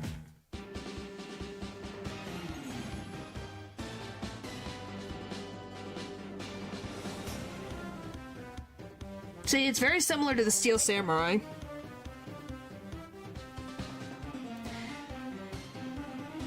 Maya says its exotic sound makes it totally different, but the sound is exactly like the Steel Samurai theme song to me. It sounds slightly different, but it's literally sounds the same. Like copyright infringement. Oh, this can't be happening, not now. But then my question becomes, how did the priest die? How did the head priest die? If we're to believe Mrs. Inme killed the acolyte, how the frick is he dead? Is not a big enough nerd to notice. This should put an end to the lawyer's futile struggles. The theme song the victim heard was from the accused's strap, just as we suspected. We'll find out later. Admittedly, this case this time is dumb, really, really dumb. Therefore, the accused is the rebel hunting Lady Kira and the victim's killer. And in opening, something I can raise an objection to. The plumed Punisher theme song Acolyte Zealot heard in his final moments. I too heard it by the way of a listening device. But did you really? If you had heard it, why didn't you testify to that fact before? Is it not obvious? I did not know such a tune could become a key matter of dispute. Yes, the matter of the theme song came up before Albert and me was channeled. Alright, well then, what if he was lying about the clock alarm being switched off? Miserable wretch. That would be a pointless lie, when easily disproven. If you check the clock, you will see that the alarm is in fact switched off. Ugh, come to think of it. What a fine item. And this switch, if I'm right... And she pushed the button. Nayuta can't channel spirits. Why can't Nayuta channel the lady? Because he has no spirit channeling ability that we know of. He has some type of spiritual... Well, yeah, only women have spiritual power to channel, but he has some type of freaking power. What's this magical butterfly? We set the switch back into the off position before we left. Remember hearing it clearly. Those distinctive taiko drums in the intro are etched in my mind. They went...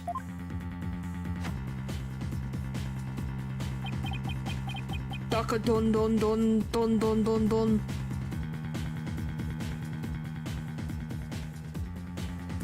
No, when he was in the US, he had a spiritual butterfly. What do you mean?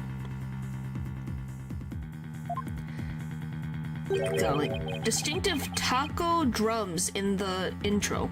Taiko. I said taco. This trial's gone on far too long. Shall we move ahead to the verdict phase now? Can you channel Leonardo da Vinci? No. I'm not a spirit medium. I'm just an alien. I can float and make electrical devices apparently glitch out, but I don't think I can do that. Popper, I highly disagree. By all means, let us also return Albert and me's spirit to the Twilight Realm. Before I go, let me say a word to my darling wife. The taco drums are in the soprano Punisher. Objection! Yeah, that would... I don't even want to know what a taco drum is. Now, hold on just 1 minute. Your Majesty. Yes? The High Priest's statement is inconsistent with a certain piece of evidence. It is?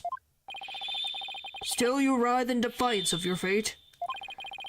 George, Era's next shout. The very sight reminds me of a tortured soul writhing in flames. You won't be saying that once I show you the evidence. Now, all I have to do is pick the right one. What? The piece of evidence is inconsistent with the statement about the taiko Taiko, not taco. Taiko drums, not taco. I don't know why I read taco. It's pronounced... I already ate. Take that! This is what is inconsistent with the statement. I hope I'm not covering... I am covering most of it. Oh well. You guys know what it is. It's the freaking figurine. Where... Hornhay? Hornhay? For shredded chicken... Taikos. This is what's inconsistent with his statement. My client's plumed Punisher strap. What does that have to do with anything?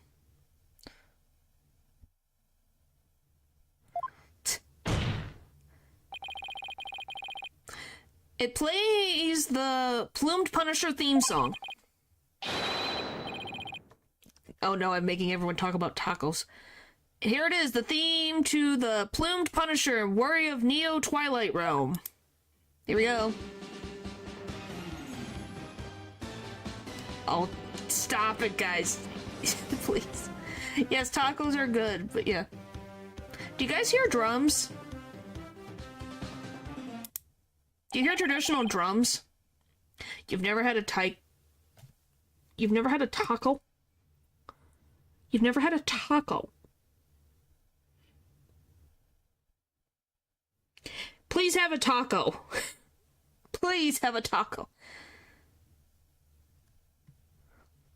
Do you see what I mean?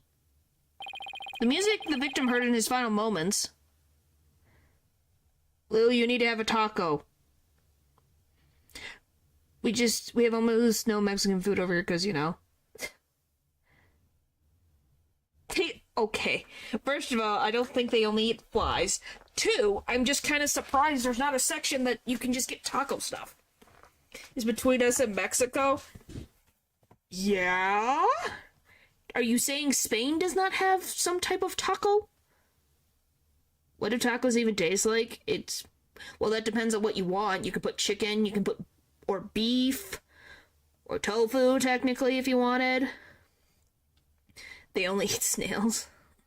How do I explain what a taco tastes like? French only... Okay, are we done now? Okay, guys, can we stop stereotyping the French for 2 seconds? That was all veggies. A taco can have... How do I explain a frickin' taco? You guys have seen a taco, right? Or do I need to get a picture? So, a Mexican food, I thought what was Spanish made me wonder if flour or corn tortillas came first. Went to Spain a few times, never seen one. I think therefore I am.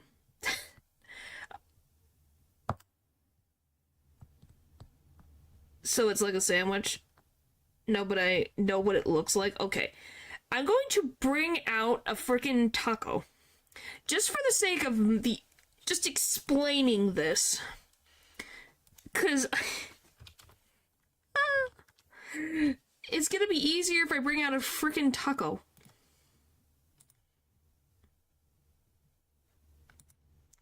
Open image, a new tab.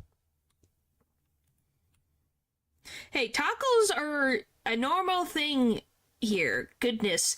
And yes, I know we have everyone in different places, but golly, I'm kind of just in shock. Too kind, too hen. Don't forget street tacos are a thing. I've never had a street taco. I've only had restaurant tacos, which is not really my preference, and then homemade tacos. So this is a taco. Thought that was all veggies. I know people destroyed it. I think that depends. Well, that's Taco Bell. Anyway, this is beef.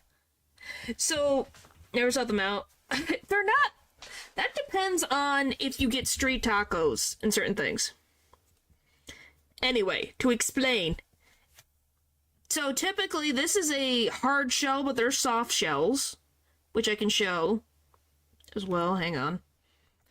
Let me pull that one up.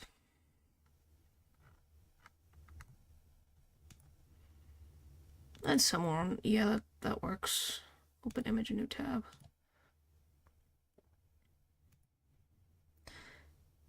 Hang on. Let's go into this, then open in new tab. Okay. I can't believe I'm doing frickin' explaining. Also, just don't add anything spicy. Beef and lettuce and cheese aren't spicy. Yeah, I was gonna explain it, pretty much. So, this is a soft shell. So, you can have it as a soft shell, or you can have it in a hard shell. You have beef or chicken, because people do chicken tacos as well. You can also do tofu. And then most individuals can put lettuce, tomatoes, cheese, hot sauce, cheese sauce, many different things.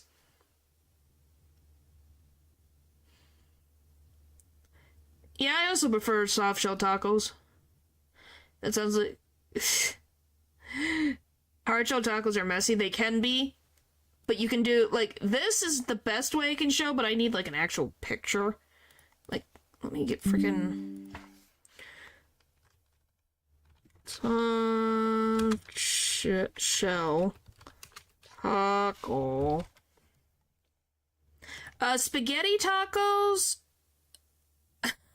Well, that's literally just messy on its own. Can I have someone... Why is it not wrapped up properly? Images. I just wanted this rolled up soft shell taco. Is that so hard to ask for? Jeez Louise.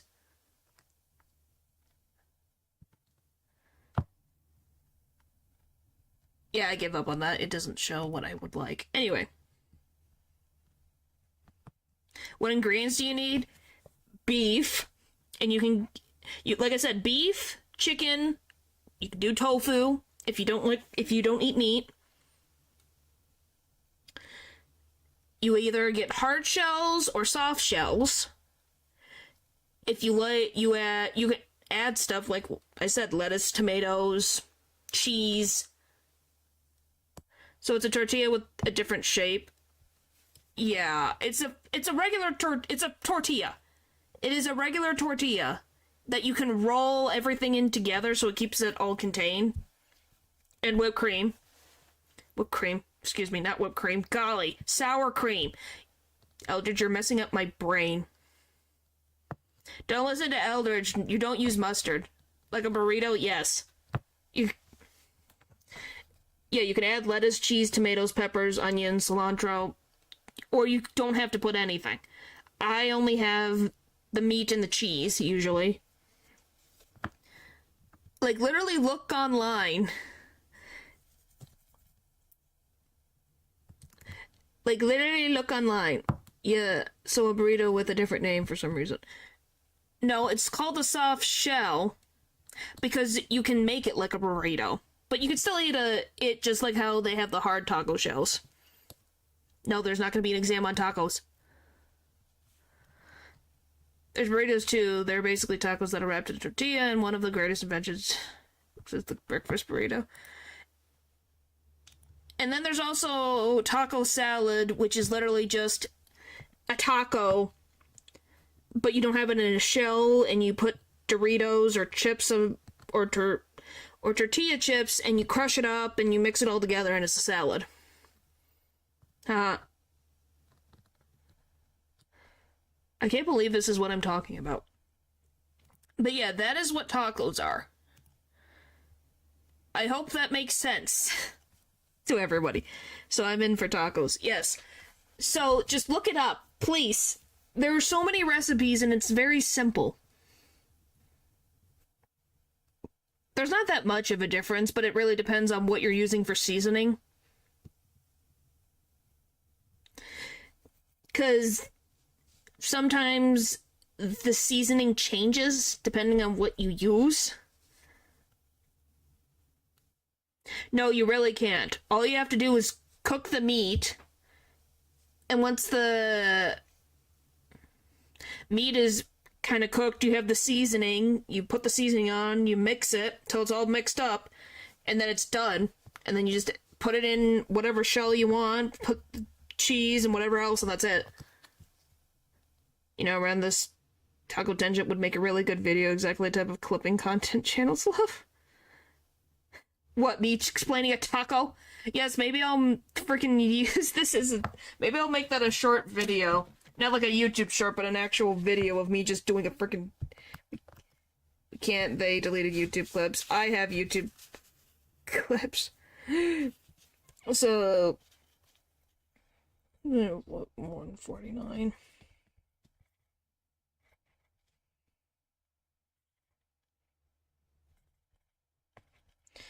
Like, I can just clip it myself and make it a little, call it Taco 101.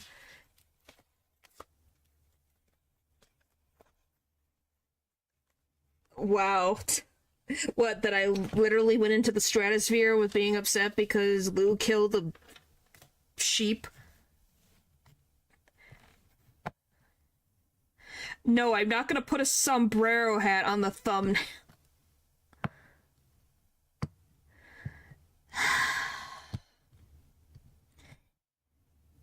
I give up. You know, you guys can put timestamps in your comments if you guys want to look at a clip. No, I'm not going to add maracas. I'm not going to freaking stereotype this. I remember you laughing too much. Yeah, anyway, like I said, you know you guys can timestamp things, right? If you put in your comments, like, the timestamp, it actually works. But yes, also the poor sheep. No ad maracas. And just... No! I'm not gonna get my freaking self canceled because I do that. That was when I rolled off a cliff, I think. Yes, it was. Yes, guys, did you... Why do you want me to do that? You're gonna get me canceled, pupper. I know you're a Latina, but please.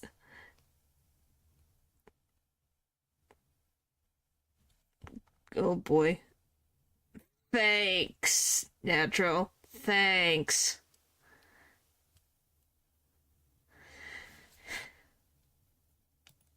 That's why some things are just like, it's not my culture to talk about. I'm just talking about how I was taught to make tacos.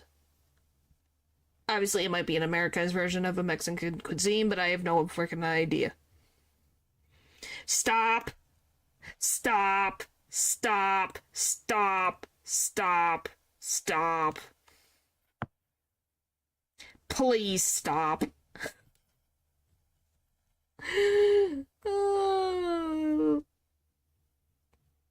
Please. I love Phoenix has just been sitting here waiting, blinking. Alright, hi Phoenix, I'm sorry for leaving you there. All from a conversation about tacos, yep.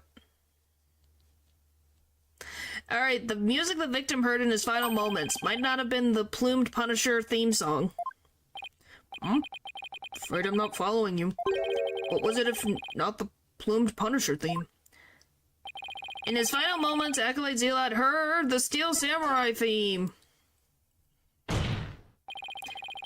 There are no taiko drums in the intro of the Plumed Punisher theme, so what Acolyte Zealot actually heard in his final moments was the theme of the Steel Samurai, Warrior of Neo-Old Tokyo. Hooray! I love that we still reference this freaking childhood TV show that Phoenix saw when he was a kid. Peace, peace, peace, I say, Mr. Wright.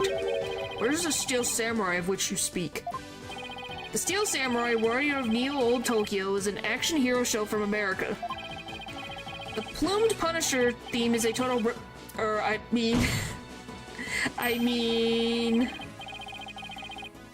the most generational assist ever, yep.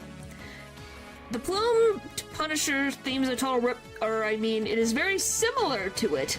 If you didn't know about the Steel Samurai, you could easily mistake the two.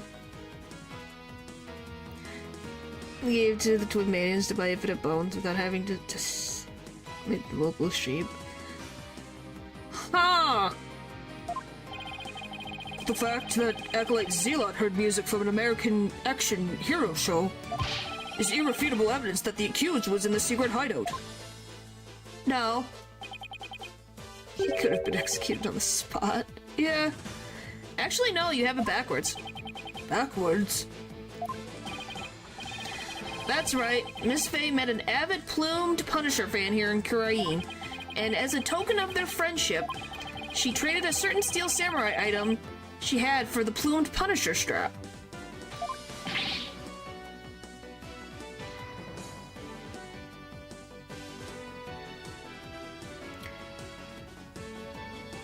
What are you going on about, Dylan?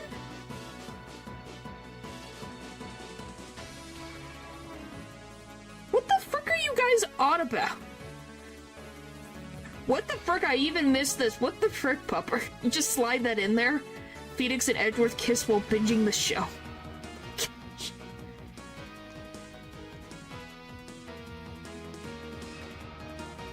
Thank you, Lou. I appreciate it. And this avid Plumed Punisher fan. was the one who killed Acolyte Zealot? Yes, and that avid fan is none other than the High Priest's wife, Bella Bidme. Objection! Natural? Don't push it. Natural? I'm not kidding. I will ban you. Like, actually ban you. Don't push it.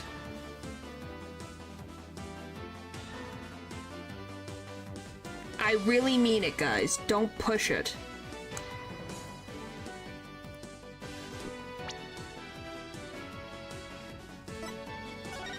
Like, I mean that, guys. Don't. Don't do that. And I'm not kidding. And don't take it for a joke. I mean it.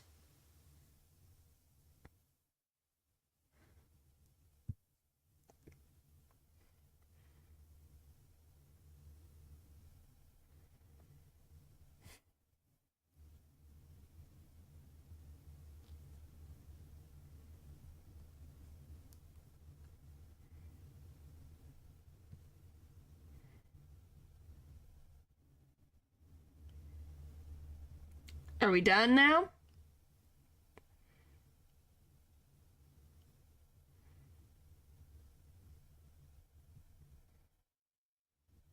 Yeah, because I'm getting my point across. Don't push it. Okay? I don't want to be mean, but let's not push it. Okay. Yeah, because it's a serious thing, okay? Don't push stuff like that.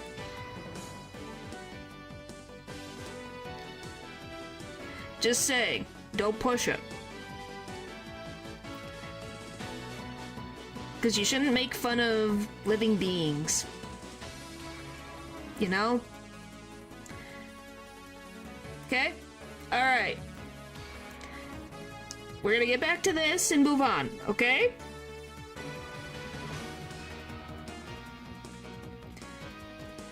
Do you have any evidence to back up this claim, Mr. Wright? For as forgiving as the Holy Mother is,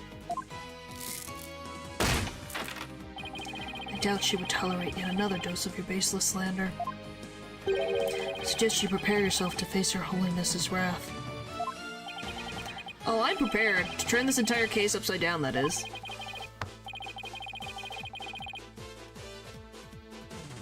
I didn't. That's chat on its own, and I told them to stop. Did I not?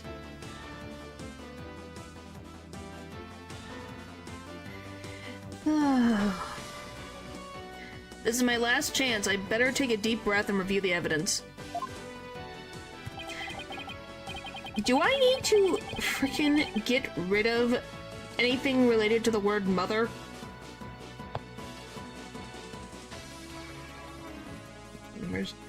I just am making sure we're on the same page, okay? That's all.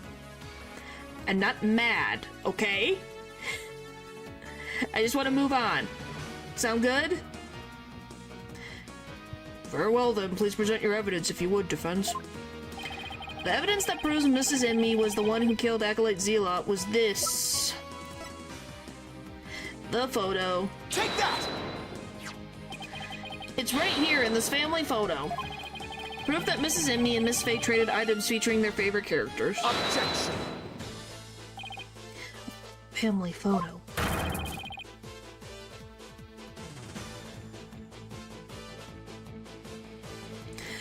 I'm not planning to. It's a certain someone who has to understand the concept. I got rid of it once, I can do it again.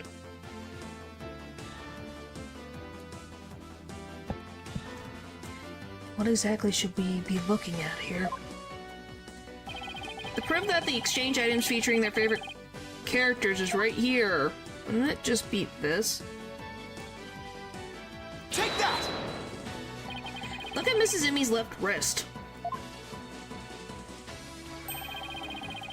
You see the Steel Samurai's trademark top knot right there.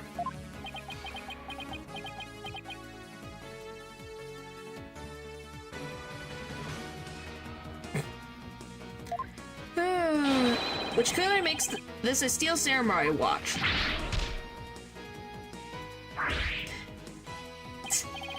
I never knew your wife had such hobbies, Balbud and me. This family photo was taken right before Acolyte Zealot was murdered.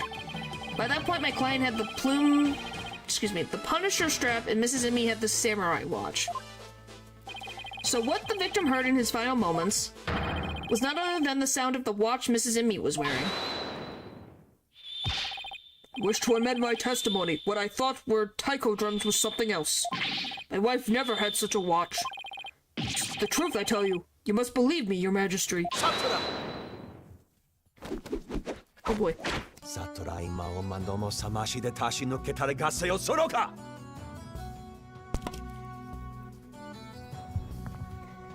Maybe I just have to frickin' add it to my frickin' chat rules.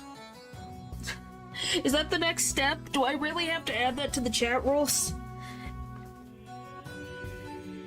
'Cause golly.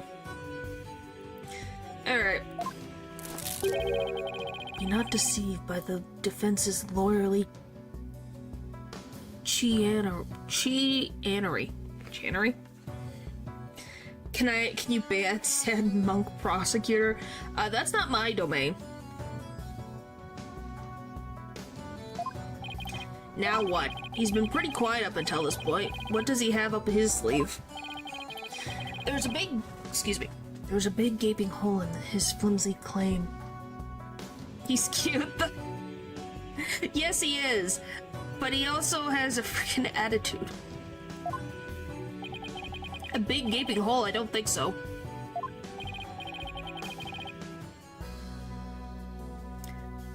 Oh no, I'm afraid it is there, alright.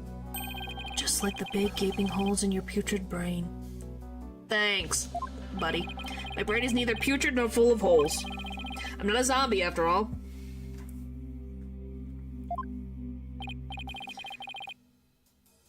Chicanery. Yep, that sounds about right. Says the dead you're walking. He who has narrower vision focuses on what is before him, never seeing the big picture.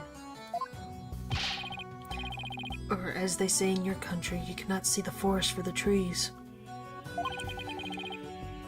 Yes, he has technically stream sniped once.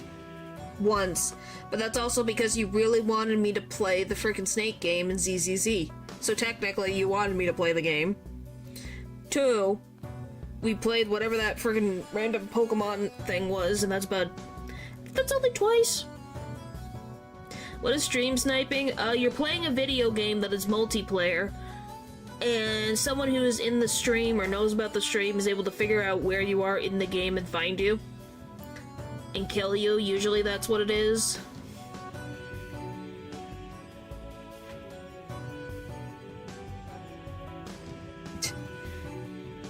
Or if it is as you said, and Lady Inmi, the rebel, slew Acolyte Zealot, the rebel hunting Lady Kira, then the rebel hunter would have been dead before the High Priest was slain. Oh, that means High Priest could have not been slain by the rebel hunting Lady Kira. Ugh, how could I have missed that? How are we gonna explain this? So tell me, who are you going to kill the High Priest now? No! Yeah, how's that? Hey, Natro, how close am I to the end? Yes, Pupper. I could have quite a few of you join for Pico Park. That would be something that maybe when I reach... We're so close, so I guess if you guys can get us to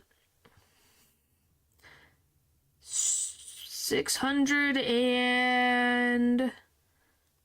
let's say... 615 subscribers, then we'll play it. No. I'm putting my foot down. I'm being realistic here. Actually, Yes. If we get more, great. 615 or 650. I said 615. Natural, if you make a bunch of bot accounts or force people to subscribe, it won't count.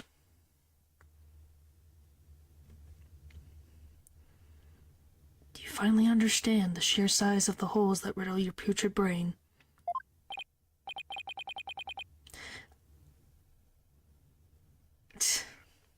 Like I'm in hot water now.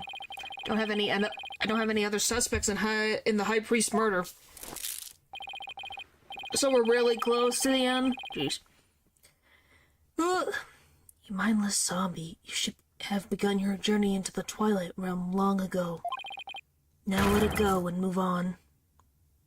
Yeah, it's a realistic number. I don't mind. I'd have to buy Pico Park. I have the original. But yeah, I'm being nice. That's fine. It's still gonna take me a while.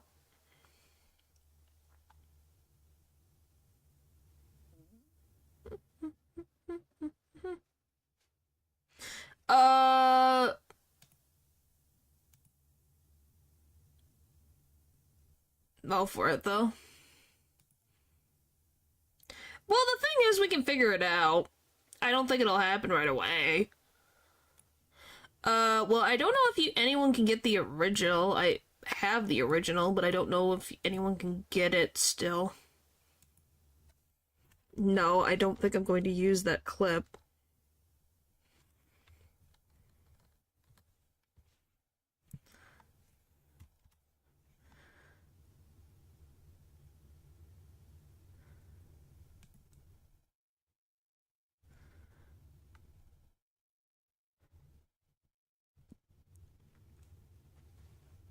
It would be Pico Park 1. If I'm going to play anything, it would be Pico Park 1.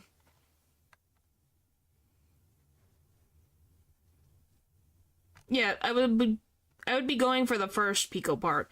It's just there's a free one that I actually grabbed before it disappeared, which is the classic edition. I don't know what the difference is.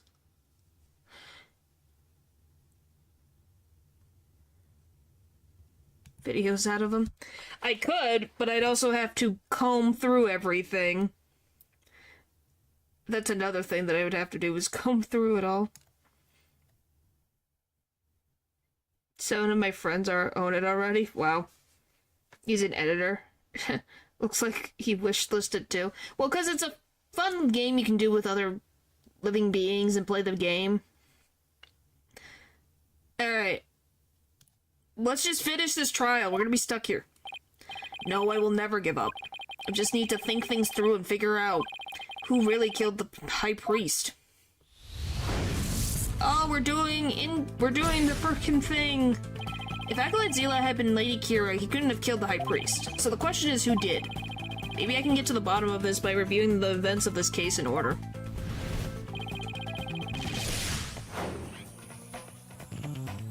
What evidence could tell me something about the crime scene before the murder? Maya's testimony? The spring was stained red before the rite. Oh right, Maya said the spring had been stained red before the rite even began. The spring was already red before the High Priest murder because of... I think Zealot's blood.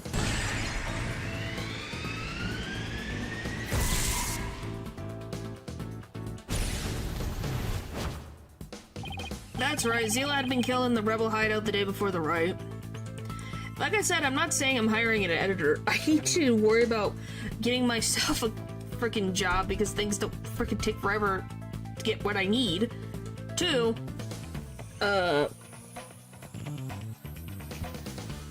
editing is not the worst thing, it just takes a while.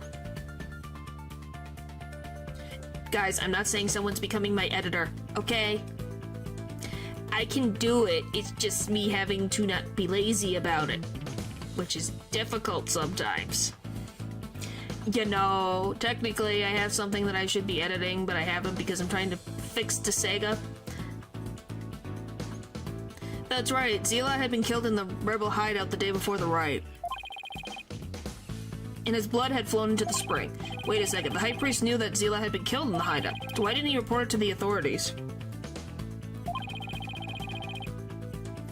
Guys, no, stop. Please. If Maya had been the killer, he could have easily had her arrested on the spot. Why didn't the High Priest inform the authorities right then? To keep the hideout hidden? He wanted to keep the hideout secret. Well, I don't have a consistent job to bring in money to then pay an editor. I want to pay someone if I am to have an editor, guys. Please. I'm not in the position to do with that. Don't.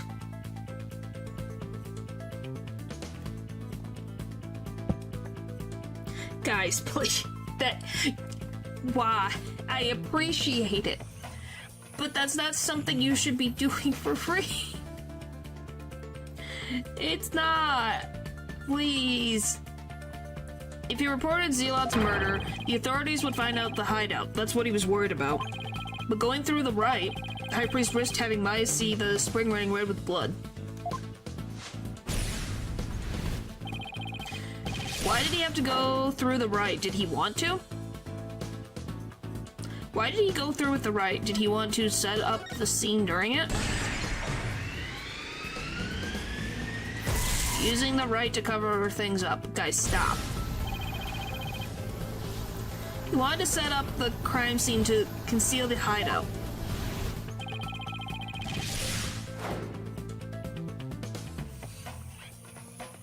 But how was he planning on concealing the source of the blood in the spring? But how was he planning to use his own blood? Okay. Wow, I'm doing good. Stained the spring with his own blood. He concealed the source of the blood with his own. That's how he kept the rebel hideout a secret. It all started to fall into place. It's all starting to fall into place. What? You technically can do whatever you want. Whatever you want to do. I know who killed the High Priest. It was... Are you freaking kidding me? Really? Trust Death was a self-delete. Are you kidding me? I can't believe it. The High Priest took his own life to keep the rebel hideout a secret. What? The frick? The High Priest wasn't murdered by anyone. He took his own life to keep the rebel hideout a secret. What? What's this? Wow.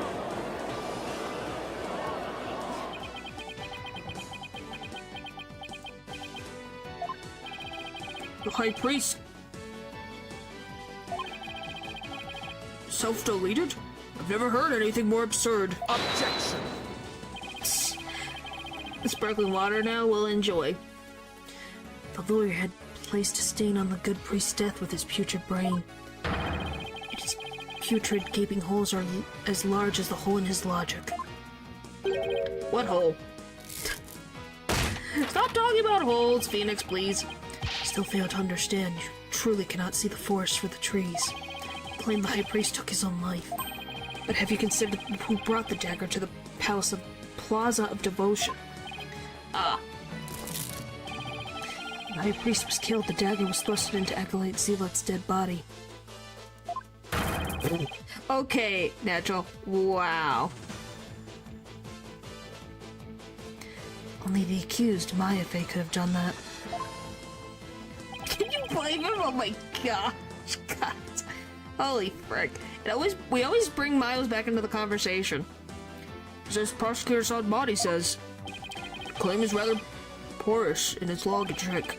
Your evidence is too weak. You cannot prove that the High Priest took his own life to conceal the rebel hideout. Look, They're right. The dagger was impaled in Zealot's body, but his body had been placed at the plaza the previous day. Well, Mr. Wright, would you care to respond? Zealot's body was already in the plaza the day before the riot, but what if the dagger was also already in him at that time? The dagger was never at the inner sanctum. It was moved by Trust. Trust died by a different weapon?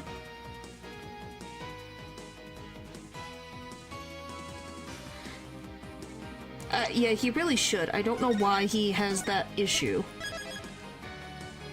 I don't know why in this case in particular. Of course, that's it. What is it? There was no need to move the dagger. It had already been stabbed into Acolyte Zealot's body the day before the riot. What? So that means... What does that mean? It means the dagger wasn't the weapon that took the High Priest's life. Objection! But no weapon was ever found at the Inner Sanctum. If you will not listen to reason, then I insist you prove your assertion. Show us what you believe the real murder weapon to be. The real weapon? I've got nothing, but I know there has to have been a weapon there. Maybe if I think back on the trial thus far, I'll spot the clue I need. Well, would the defense care to tell us what the real murder weapon is? This is what really killed the High Priest. Is it gonna be this? Did the door freaking hit both of them?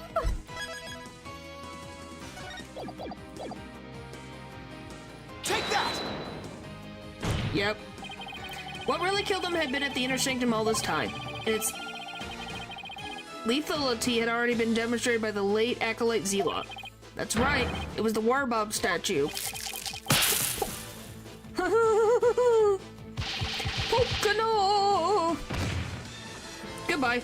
The door has killed more people. Wow. What do you mean he has killed more than me? I've not done anything.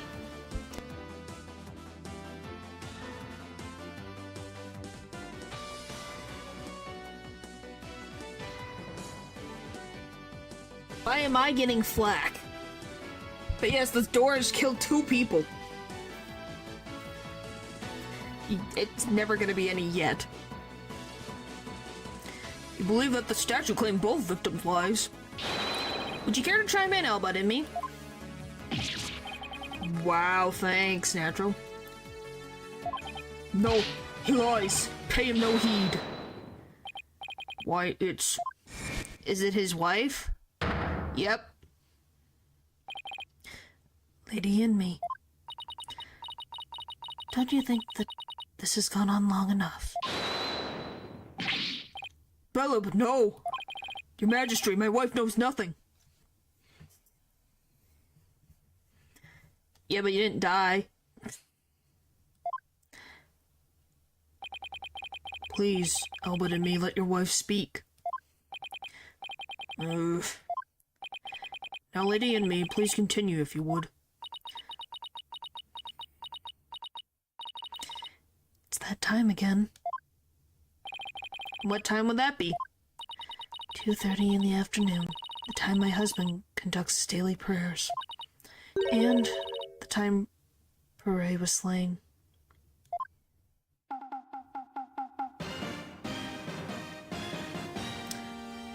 Ah. There it is!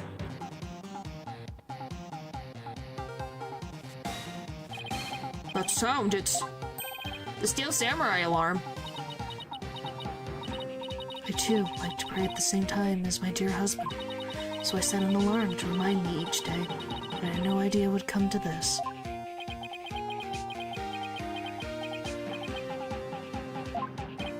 No, stop! She knows not what she speaks! Your Majesty, I am the one who slew Acolyte Zealot. Aw. He really loved his wife. Really loved his wife.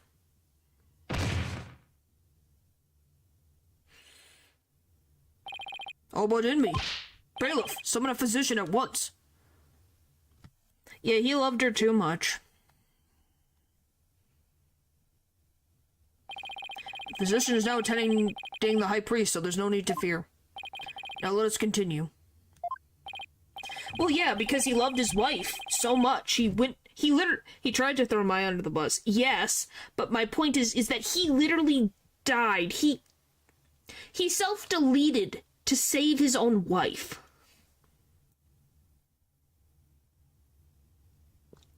You have to be impressed by how much dedication he had to his wife. I can't say the word. YouTube doesn't like that word. I can't say it. You can't say certain things. YouTube doesn't like it at all. That is the only way I could say it. And what about the half of him called Maya that's still among the living? Mrs. Emmy, will you tell us everything you know? The truth is, I'm a rebel just like my husband. This tragedy unfolded before the rite, during the Feast of Blessings. I had gone to the rebel hideout to prepare it for Dad's escape. And that's when Acolyte Zealot suddenly appeared? Yes. Praise was shocked when he saw me there. Acolyte Zealot did not know you were a rebel?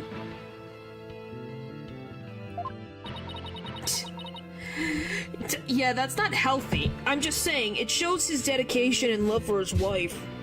You know? That doesn't make her actions okay. It just shows that they do truly love each other. Did not believe he did. I believe he was there something to investigate. The hideout. Has it then get rid of the outside of the mochi and just eat the inside of the mochi? And then he suddenly came face to face with Mrs. Emmy. So the true identity of the rebel hunting Lady Kira was praised a lot? Yes. He was a member of the secret police, serving directly under the Minister of Justice. What? Really?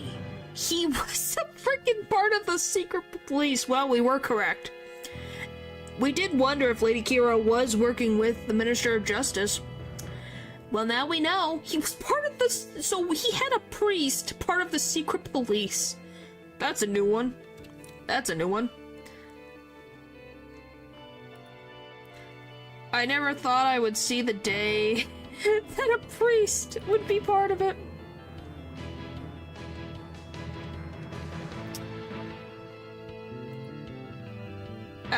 No one's lagging. I'm lagging because I had a storm. So, sorry.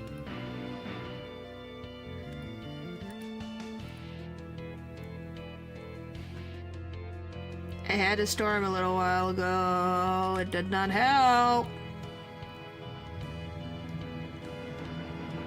You know, all that fun stuff. I like rain, but sometimes it does annoying stuff like this. Okay, it should be good. Should be good.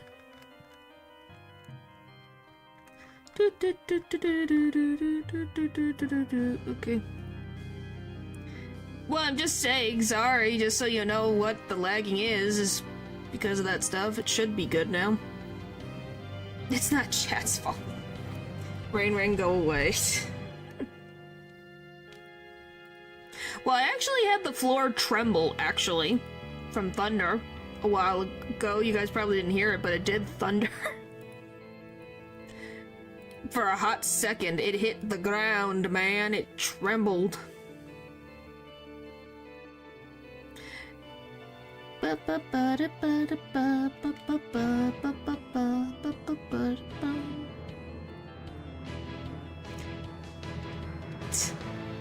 Ren wants to play. Alright, we'll just continue. It seems to be good. It seems to be. Hopefully it's good for you guys. Alright. Secret police.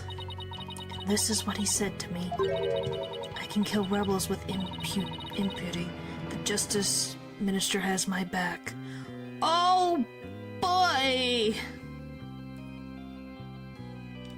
Guys, What a great priest. Look at this. I can kill the rebels with impunity. The minister has my back. I can do what I want. Great. That's a great person to have in a place of power. Yep. Who could have guessed? He's using his position within the secret police to deal us rebels a heavy blow. But murder sanctioned by the crown is still murder. It is. Yeah, wow. Heh, even without the DC Act, Dirk and his insurgent scum buddies' days are numbered. What's that supposed to mean? Let's just say I got a little trick up my sleeve. So I'd watch it if I were you. Cause you got a defiant attitude, like one of them dragon dupes. The trick up Minister Inga's sleeve was Lady Kira. No, this can't be. My father would never... This must be a bolt out of the blue for Rafa. Your father frickin' dresses himself in gold and decides to chew on the royal seal and hired a guy to parade around as one of your sacred people in your religion and murder people. Yeah, that's safe. It shouldn't be. It's not lagging on my side. I don't think it is. This explains why Acolyte Zealot abandoned his real name. Yes. He went as far as covering up the tattoo that all Coronus clergy members receive.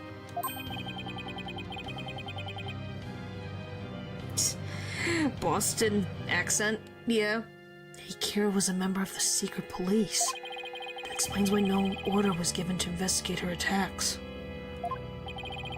I'm guessing I'm not alone in hearing this for the first time. But, this cannot be. Is this true? Justice Ministers sanctioning state-sponsored murder? Peace. Our Lady in me. Please continue. Prey suddenly lunged at me. That's when I pushed the stone slab towards him with all my might. Oh, he attacked a pregnant woman. But I never meant for what happened next to occur.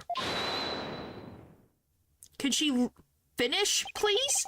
Allow me to take it from here. How about in me? Sure you're alright now? I'm sorry you had to see that, but you need not worry about me. I am already dead. Please. We need to know what was so important that you would take your own life. For I learned that my wife had accidentally slain Zealot, chilled his body with snow to make it seem as if he died more recently than he did. This isn't just a fiction. It has never happened before in any country. Yeah, Lou. Is based nobody likes secret police. Well, the fact of the matter is, it was a matter of, if he just didn't like the rebels, that's one thing. The point of the matter is that he went around acting all high and mighty about murdering people that didn't agree with the crown, which is sick.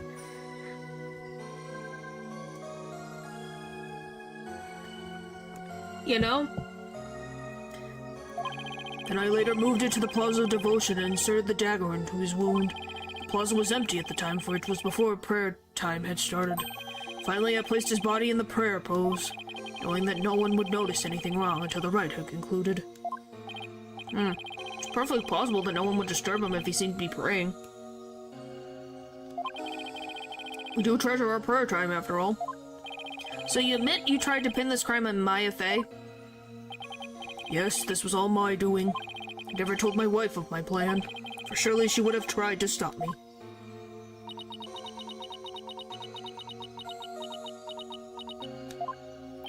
How did you get Miss Fey's fingerprints on the dagger? I had her hold it while we were rehearsing the day before.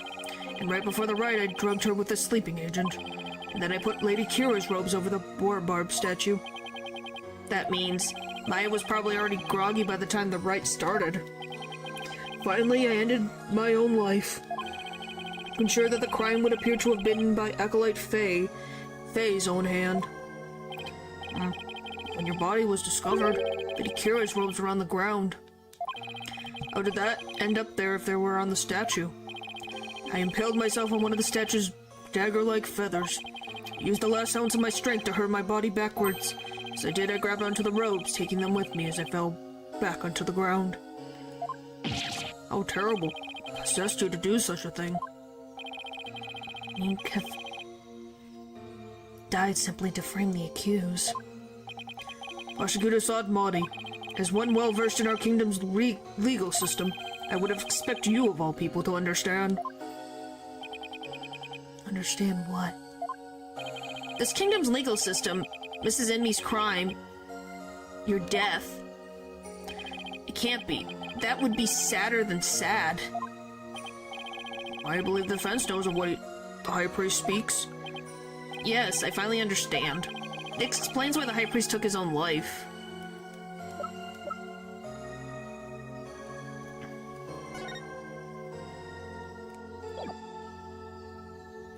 You went through all that and yet... Yep. And yet, like I said, he was that determined to take his own life. Take that! The Defense Culpability Act. Circumstantial evidence supports Mrs. Enmy's killing of Acolyte Zila in self-defense. However, it would be next to impossible to prove it without a lawyer. That's why the High Priest wanted to pin the crime on Maya Fey. I fail to see what that has to do with his death. In Korean, the divination seance is the most important piece of trial evidence. Yeah, we're just wrapping up. The High Priest wanted to frame Miss Fey as a serial killer. It was a clever plan in which he made sure he'd see Lady Kira in his final moments. The lawyer speaks true. That is why I placed Lady Kira's robes upon the war barb statue. I made it seem that Acolyte Fey was the rebel-hunting Lady Kira. But... are you saying you used my divination seance to produce false evidence? Forgive me, your benevolence, but it was the only way to help my lovely wife. If you had approached me first, I could have proved that the murder was in self-defense.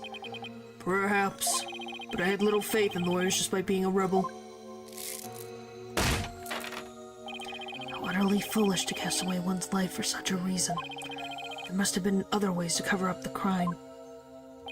Yet had I done so, my wife would have rushed to my defense, and then when the case went to trial, she would suffer the same fate as I under the Defense Culpability Act. I could not have lived with myself had she been convicted because of that fiendish man. This can't be. All I had done under the laws of our kingdom had all been... Poor Rafa. She really is taking this hard, but I can't say I'm surprised.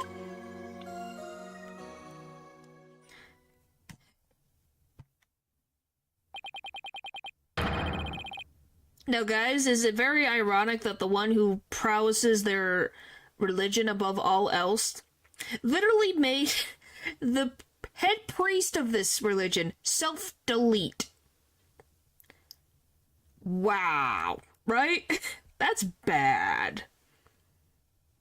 Mr. Phoenix, right. It is time to show the might of your legal prowess. You mustn't allow another innocent soul to be charged under that despicable law. Of course. Do whatever I can. What I have done to you and Acolyte Fey is unforgivable.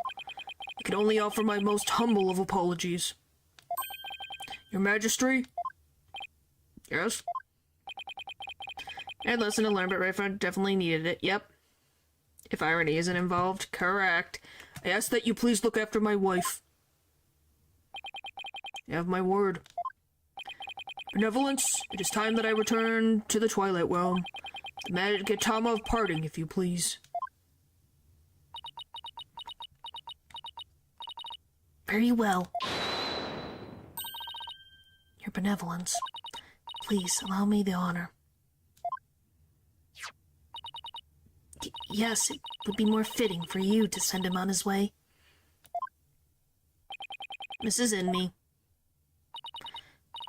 I'm so glad I was able to see you one last time. Oh, thank you for everything. Oh, sorry to leave you like this.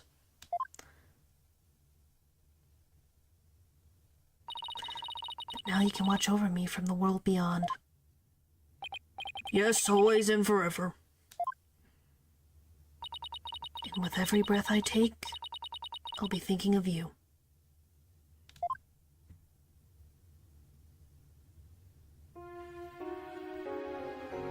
Ah!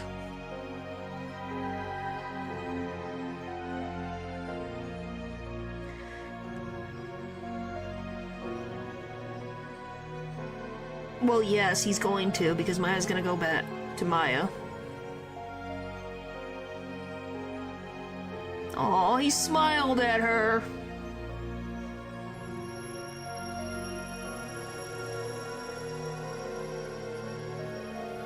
Off he goes.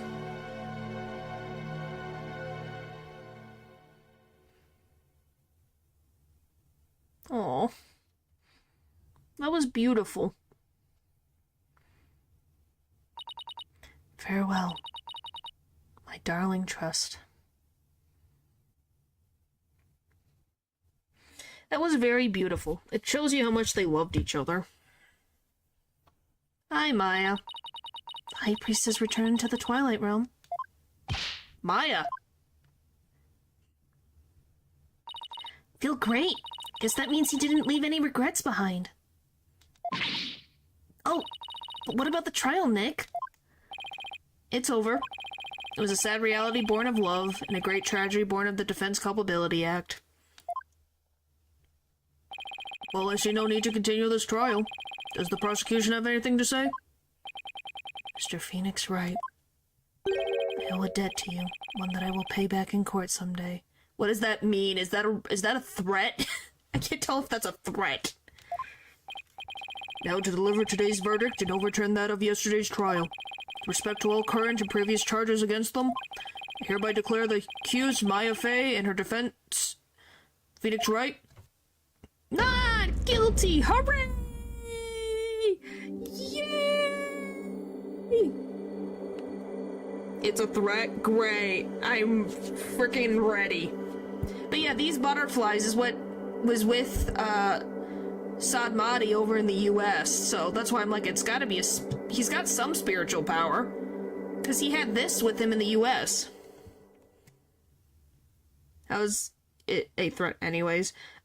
He's saying he's gonna pay him back. Pay him back could be, are you meaning that in a positive way or in a negative way? Because it really can be both. Either. Yes, because I really like them, actually. May 12, 4:20 p.m. High Court of Karaina's accused lobby. Yeah, it's because it's the butterfly of this kingdom. So I was thinking, Nick. Doing butterfly-shaped confetti for the visitor. The legal system here is really stacked against the defense. It's totally unfair. Yeah, it's even forced the High Priest to make the ultimate sacrifice just to protect his wife. It's just so sad. Protect the status quo or join the revolution. If the real Lady Kira were here, I wonder which side she would take.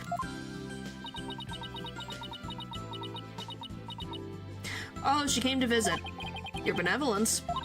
Huh? What? I was, just wondering, are you alright? Quiet, you. How could I possibly be alright? It's just a joke in the community. I think Gumshoe was just adored. Just adored in general. Everyone likes him.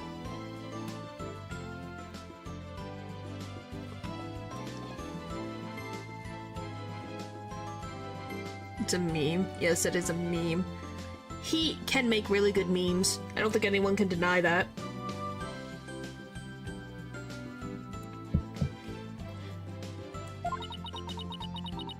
Oh boy.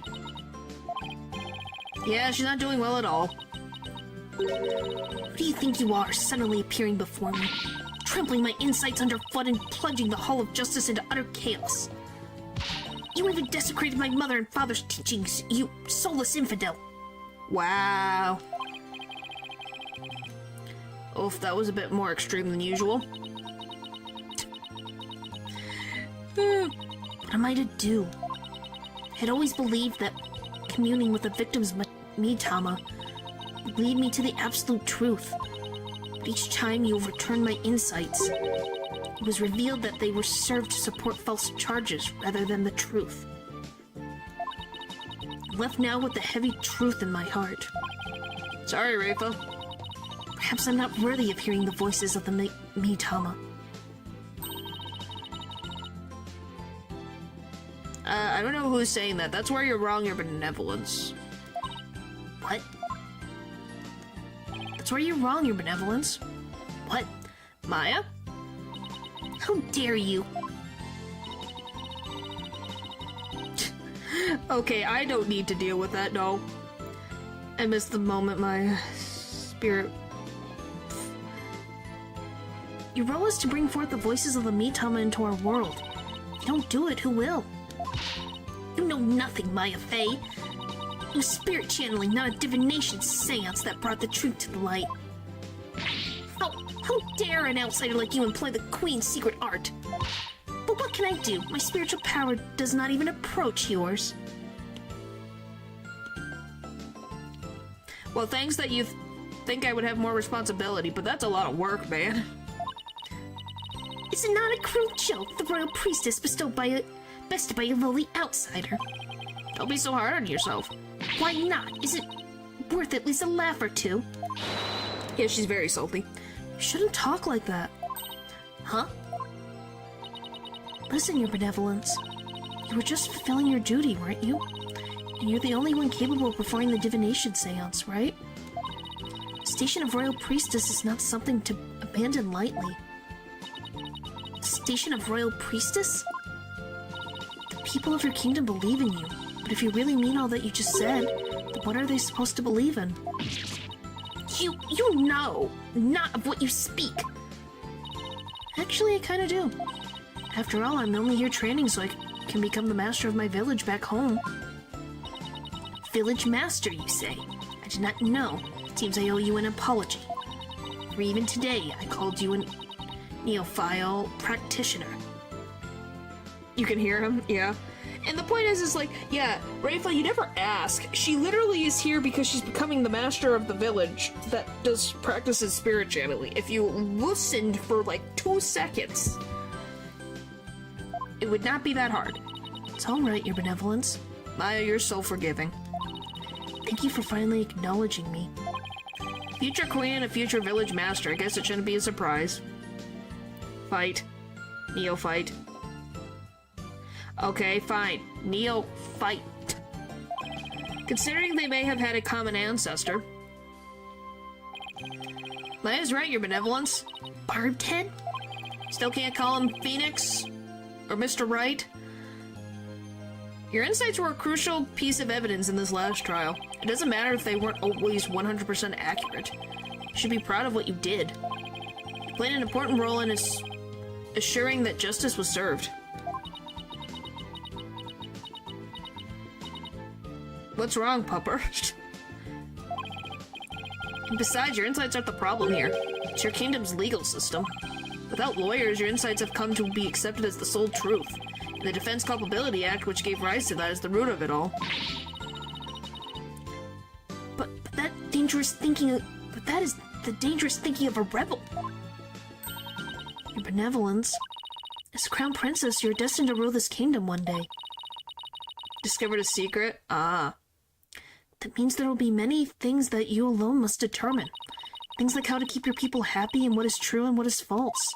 Most importantly, what role you must play therein. I wonder if I'm even up to the task.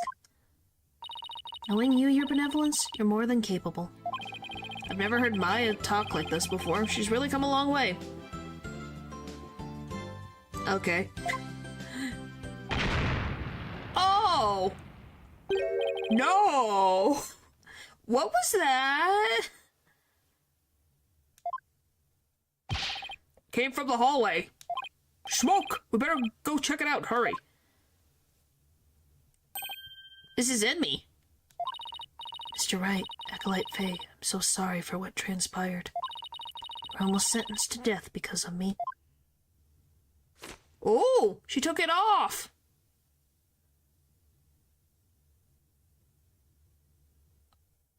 Wow.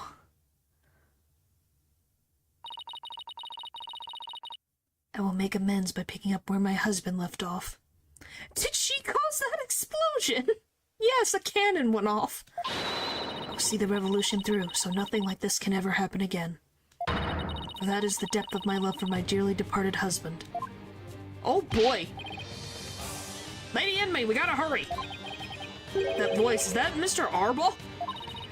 We must tell the people. They must learn that peace we enjoy is a false one.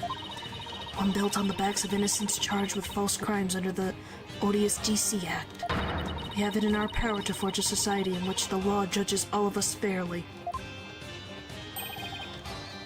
Hey there, PW. Wish we had more time to talk, but... Dirk, everything's ready. It's go time. Dirk. Hi! Hi! Hi, Apollo's adopted father. You're just here. Cool twist, yeah. He's just here. Was he just walking through the freaking streets? Wait, was that the rebel leader Dirk? And another explosion. After him, don't let them get away. The power to forge a society in which the law judges all of us fairly. It's the start of a legal revolution. Oh boy. Hey, Nick. Hate to bother you while you're lost in thought, but I just got this great idea. What is it, Maya? The Steel Samurai versus the Rebel Dirk. But it'd make for another awesome TV show. And what if we threw the Plumed Punisher in there? Everyone would go nuts over it. Because she was thinking, I'll never get what she sees in those shows. But it's good to know that no matter what happens, Maya will always be Maya. Forever and always.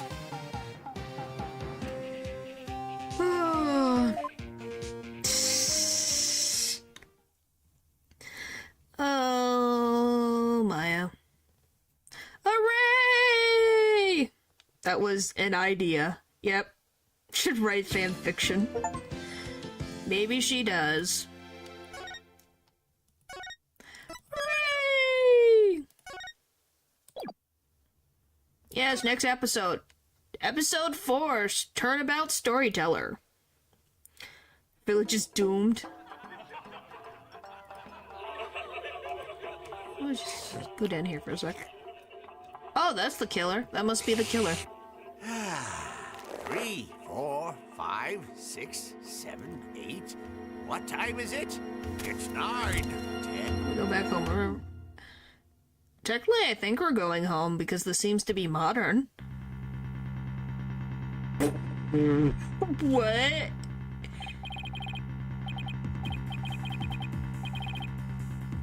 Shishido's dead. No, do you think he did it? Oh no, if he did, then what do we do? Hey, pull yourself together. Don't worry, I have an idea. What the frick? Ramen to the face. Yeah, I'm like, what a frickin'... See, we're back in the US. Look, Lou, you got your... Lou? No. Was it Lou or Pupper? One of you wanted to see the judge. I don't know who said it, but we get to see the judge again. What the frick was this frickin' thing? Well, now you get to see the judge.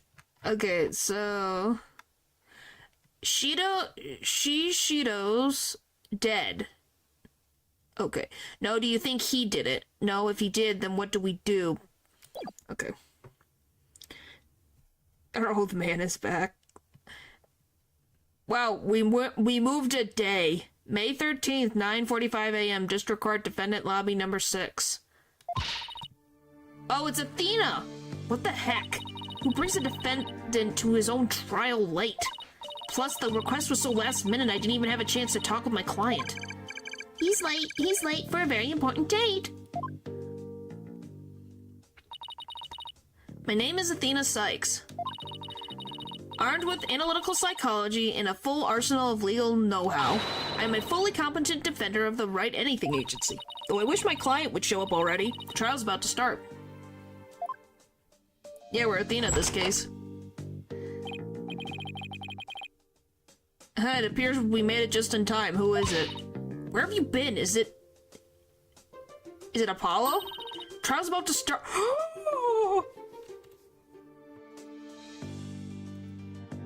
Simon? Is that Simon Blackwell? I knew he was in this game, but I didn't know where. Simon? Simon? He stands with us now. Wow. Huh, it appears we've made it just in time. Where have you been? The trial's about to start, Simon. Oh my gosh. So he's her pairing? Because Phoenix has Maya, Apollo has Trucy, Athena has Simon. This is great. This is freaking great. Yeah, but that means he can still break the freaking table. Wild development, yep. You needn't get so worked up, Athena. His boldness can wait. There's no way he'd wait for me. Besides, why would I want to start off on the wrong foot with him right out of the gate? Dealing with such matters is part of being a lawyer, if I'm not mistaken. Does that mean Blackwell works for Phoenix? Maybe. So cool, older brother code. That's I love him. This is where my favorite scene is too. Oh boy. Yeah, well, covering for your lateness is not. Still a ranked amateur, I see. I can't believe it's you. This is Simon Blackwell. He might not look it, but he's actually a prosecutor and a psychological specialist. This is freaking wild. He and I go way back. As for our shared specialization in psychology, we're both disciples of the same person, so to speak, but he's kind of my senior, I guess. But twisted sense of humor or no, I wish he'd stop treating me like a child all the time. Well, isn't he... He's 29 and you're 18 or 19 years old. Of course he's gonna treat you like a child.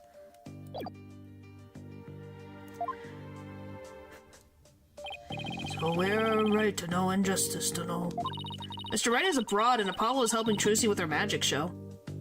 Oh no. May we all be in silence and pray for Apollo to not be cut in half, helping with the magic show.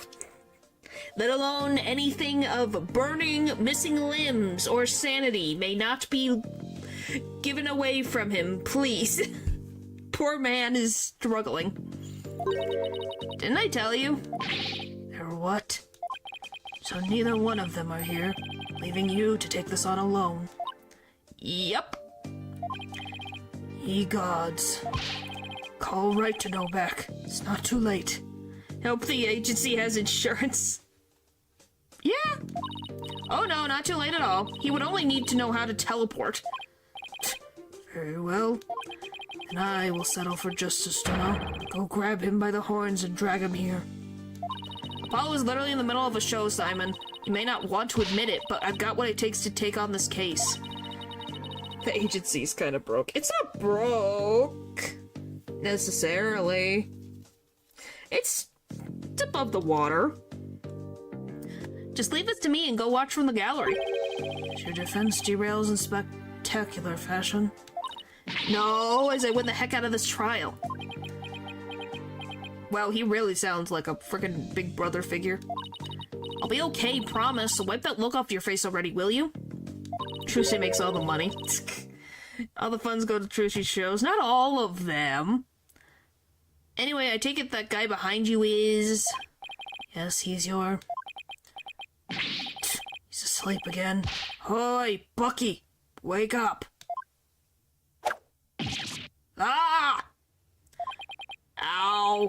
What'd you do that for, Simey? Look. Oh, I remember your face. I don't know where I've seen your face, but I've seen your face. Wow, he's got a noodle hair. Great, he's drunk. My Hales pays the red in exchange for Phoenix going on dates with them. Great, we have a drunk defendant. This is gonna go well. He's the udon maker. I don't know. It's just I look at this and I'm like, this is noodles on his head. Now, what's his pun name again? Probably buckwheat, which you use to make noodles. Who's this yellow chickadee? She's your lawyer, such as it were. I'd say she's more green than yellow, however. Lawyer? Sure doesn't look like it, does she? Is she like your fellow apprentice or something? Something like that. I've known her longer than I've known you. I'd say we're bound to one another. Oh, okay. Well then, guess I better call her Miss Chickadee then. I think Simon is colorblind, I think he was making a pun of saying she's a greenhorn, aka new. I'm kind of surprised. How many? 1, 2, 3, 4, 5, 6, 7, 8, 9, 10. He's got 10 of these things. Ship Simon and Athena, I approved. Simon, this guy's not... Excuse me, Simon, this guy's not only rude, but he's 3 sheets to the wind at his own trial. Hiccup. I know we just met, but I'm about ready to give him a piece of my mind. Is Fly funnier? Yeah. As you will. Just save it for after the trial. Miss Chickadee? Don't call me that. How'd you do? Simon here, she's an old friend of mine. I'm the 4th generation head chef of Wet Soba. Wet Soba number 4, Bucky Wet. Nice to meet ya. It's nice to meet you too, Mr. Wet. Wet? So he can pull himself together when he wants to. Grr, if only the trial wasn't starting in a few minutes. Would you say wet? Because it's supposed to be buckwheat. But there's no A. Wheat? Wet?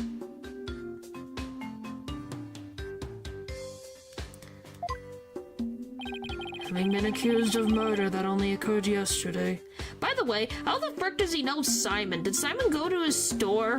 Like, the frickin' 3 generations? Otherwise, I don't think Simon would have any association with a man like this. Wet noodles. Okay, it is wet noodles. Like you're trying to say what with wet? With an E. Yeah. Wet noodles. Some pun names are double entre, right? Like Puree's name. Yeah. Is he in this? Nope. Court. Bucky Wet. Oh, so going... Oh, Buddy what? So, obviously it's wet noodles, buckwheat, and Buddy what? It's going, like, because he's drunk. Going, Buddy what? Yeah, that would be something. I just had to think about it. It's like, yeah, so it's going Buddy what? That makes sense now. Yeah, it's a double entendre. Taifu toned. What? Wait. Taifu toned. What? You would divorce. Rakugo, storyteller of 55 years. Wow, that's a long time, my good sir. Who is famous for his soba-based routine. He has 2 disciples under him in his troupe. Typhoon Tornado. Yeah. Tornado. Yeah, Typhoon Tornado. I wonder why. Is it the eyebrows? Is it the eyebrows? Oh, I wonder where we're getting this theme. What do you guys think? Alright, so I need to take a quick break. Do you guys want to freaking stare at Taifu over here? Or do you want to stare at Simon? When I'm away for a few minutes. We want Simon. Okay, there's Simon. I'll be back in like a few minutes.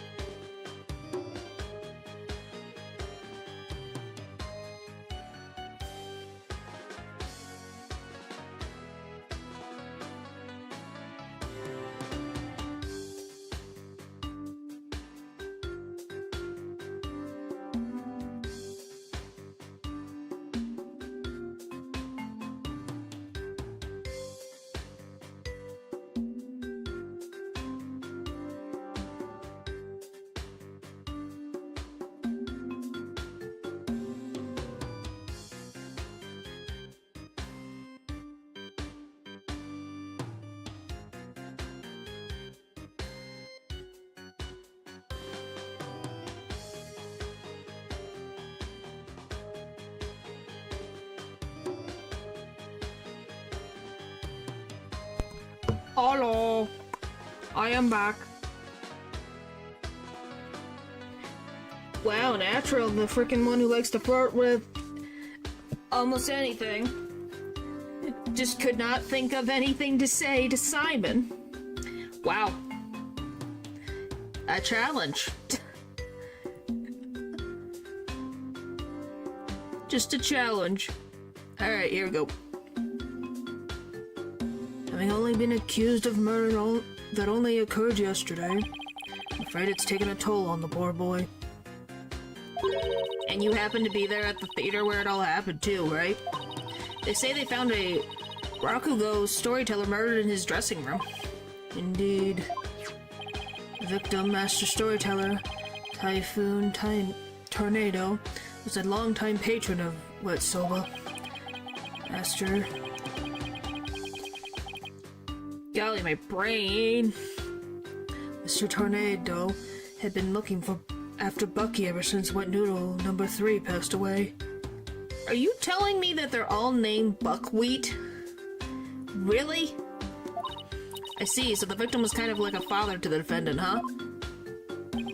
Yeah, stupid old fart. Like a father? No way.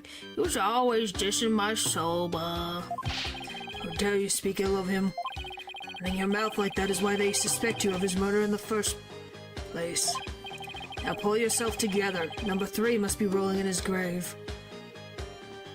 Is this sad that they're all called by frickin' numbers? What the frick? But Sammy... Go. The police, none of them believe me. They won't listen to me. Sniffle. Looks like he's still in shock from the whole ordeal. Don't worry, Mr. Wet. Everything's gonna be alright. Gonna defend you with everything I've got. You're in good hands now. You mean... You believe me, ma'am? Of course, no matter what, I'll believe in you to the very end. I'll go back.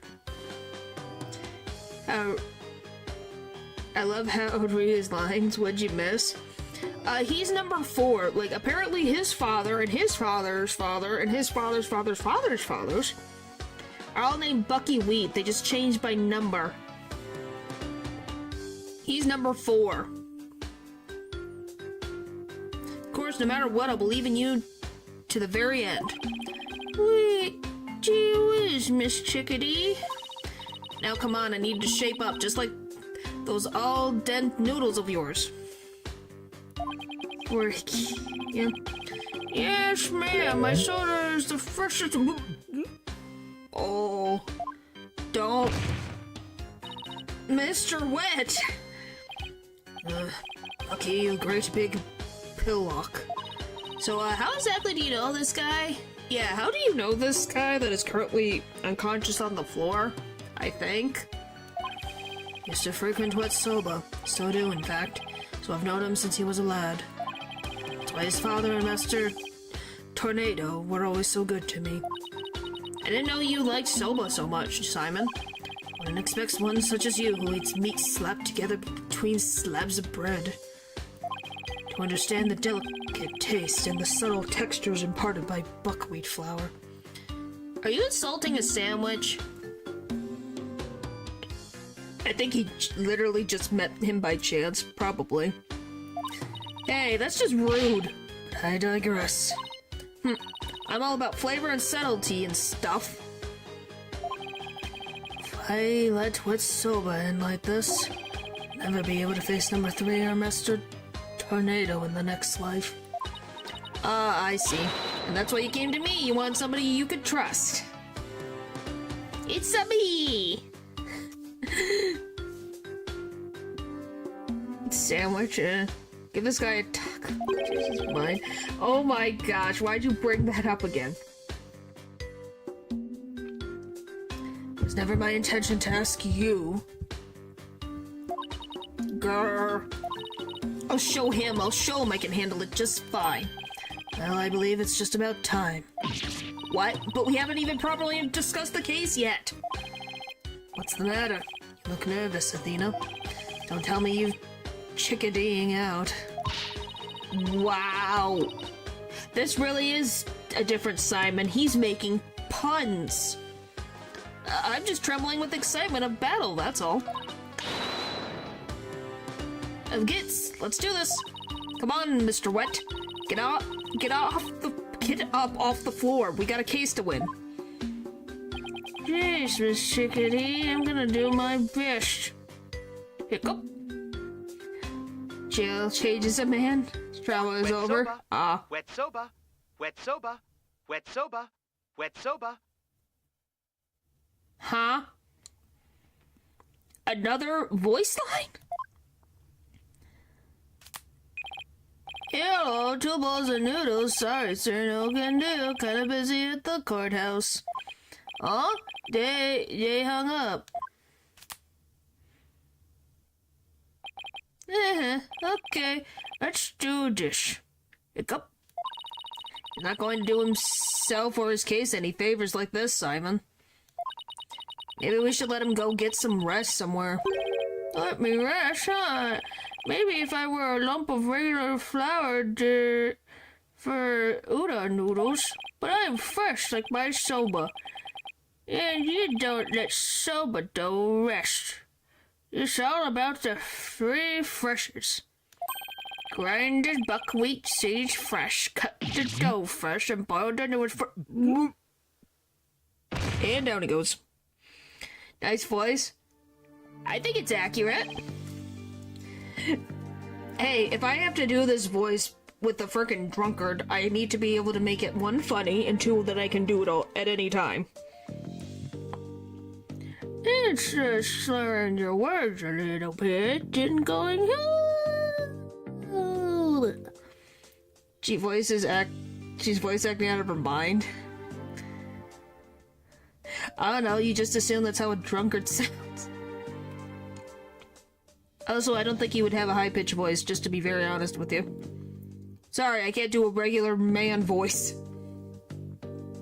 He's blocked out. Oh boy, I just knew something like this would happen. Simon, what are these 3 freshes of soba he's talking about? First, buckwheat seeds or groats are ground to make buckwheat flour, and dough made with this flour is cut with large, rectangular knife into noodles. Finally, the buckwheat noodles are boiled. Pretty sure drunkard just sounds Scottish. No, that's an insultment to Scottish people. And also Irish. Their words are longer, and their brain takes longer to think. And usually they're smashing words together because their body can't freaking work together to make things make sense.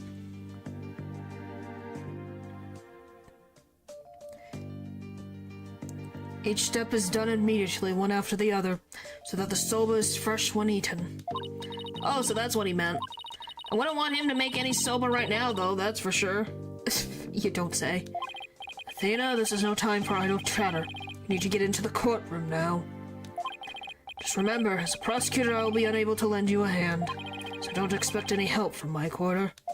There you go, treating me like I'm incompetent again.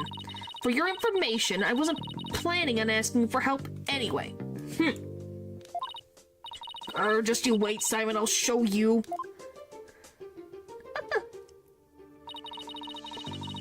Mr. Wright and Apollo may not be here, but that's alright. I can do this on my own. Are you sure about that? Because Phoenix always needs help, and Apollo always needs help. May 13, 9:50 a.m. District Court Courtroom number 4. Hi, Judge. I'm back. Day 1. Court is now in session. All rise. How the frick did he get back over here so quickly? Widget? Court is now in session for the trial of Bucky Wet. The defense is ready, Your Honor. Prosecution is fully prepared, Your Honor. I'm so confused on the timeline of events, though. Because it was May in the last chapter. So did he just come back to the U.S. just for this? He got a private jet. He's got to have, because this feels freaking wild. Because they use him for every freaking trial. This series, in this game, except for the tutorial. What's this? No prayer this time, Prosecutor Sodbody? That's correct, Your Honor. To expedite these proceedings, I completed them beforehand in the lobby.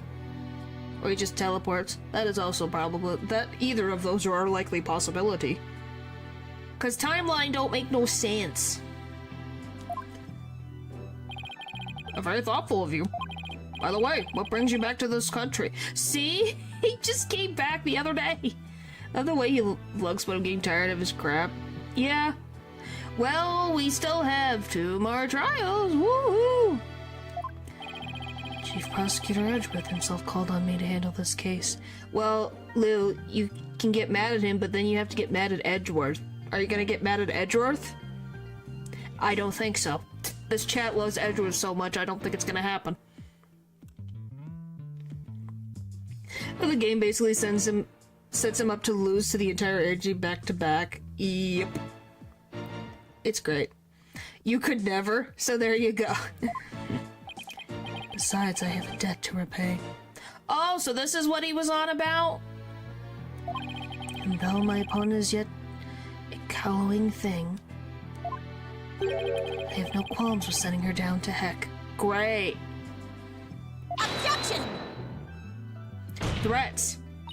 If you have a score to settle, it's with Apollo, not me. But more importantly, I'm not a callow thing. I'm a qualified and capable attorney. If Nayudo could just be a still frame. Not gonna lie, I think he's a... Papa, you're in the wrong chat to be saying that. Do you know how many would go up for bat for Miles? Well, I guess it's just more for them. Because I'm gonna be honest, this chat loves Miles. They love Phoenix too, but they love Miles. Please refrain your sentence. See, immediately, the 2 that I knew would say something. Would be like, excuse you. I know that's exactly what would happen. Yeah, but I'm not the fondest of him. It makes sense, but yeah, first warning, cease. Dylan, do you even like... You've never even said your opinion. Do you like Miles? I believe my eyes are deceiving me. Well, it's because... I think it's because Miles is not old enough. You love me. Okay, that's why. Just was wondering. I don't think I ever heard your opinion. Based. I'm gonna be honest, that's what I was curious. I never knew what Dylan's opinion was. Now I know. Trisha needs a new father figure? And what's Phoenix? Chopped liver? Oh boy. I did, however, enjoy Miles in Story Investigation. He's a great interaction with Kay and Gemshu in that game. Phoenix is the mom. Okay then. Alright. Exactly. Okay. What is that yellow tire if not proof of your maturity, you small spring chick? Now cease your shrill chirping. Wow. Excuse you. Now, Prosecutor Sadmati. She is still only a teenager. Please go easy on her. Okay, Judge, you weren't helping us. I thought you were helping us. Now you're making her sound like a child. Well, she is a child, but you know. Great, now even the judge is giving me the kid treatment. Very well. Shall we begin, Your Honor? Yes, I suppose we should. Now then, Prosecutor Sadmati, please give your opening statement. Show them what I can do. They'll be sorry they underestimated me. Certainly. Let the last right of the victim commence. I don't know when he has the time to write all this crap. The incident is believed to have occurred at 4 p.m. yesterday, May 12th. Yes, everybody is. Phoenix is her other father figure. Yes. Yes, he is. At storytellers theater called Kuru Kuru Te. The victim was a great master of the Tornado School of Rangaku, or comedic storytelling. His name was Typhoon Tornado. The scene of the murder was the theater's dressing room. You guys can see. Yep, you guys can see. There's nothing important really. The staff entrance is just up here and that's it. It is accessible via the staff entrance hallway and an inner and outer sliding door. Okay, so there's only 2 entrances into this building. He multitasks. I could believe that, actually. I really could believe that. Oh boy, this looks worse and worse. Jeez Louise. Guys, look at this scene. Look at this. My poor dude, let alone didn't just die in noodles. My dude died with a camel drink next to him. This poor guy. Absolute worst way. Yes, this poor man. The estimated time of death is between 2 p.m. and 5 p.m. The cause of death is suffocation, though how the victim suffocated is yet to be determined. Uh-huh. He suffocated, did he? I wonder how he suffocated. Huh. Huh. Yeah, they really must have. The autopsy found nothing unusual in his lungs or stomach, and there's no murder weapon. Yeah, this is very personal. I will now submit the incident report to the court. Okay, crime took place in the dressing room. Master Tornado was found with his face thrusted into a large bowl of soba. Time of death, 2 to 5. Cause of death is suffocation. Okay, thank you. Prosecutor Sadmati, how can you name Mr. Wet as the culprit when you don't know how the victim was killed, or even with what? See? Papa, are you still here? Papa? Papa? You still here? This is what I'm talking about. Isn't this a spirit? Because this isn't the butterfly. Right, guys? Look! The butterfly! It's not the Look! It's not the real butterfly. He has some spiritual power, because this exists. That's magic. Because that's the same butterflies that come out of the, divination seance. His flamboyance out.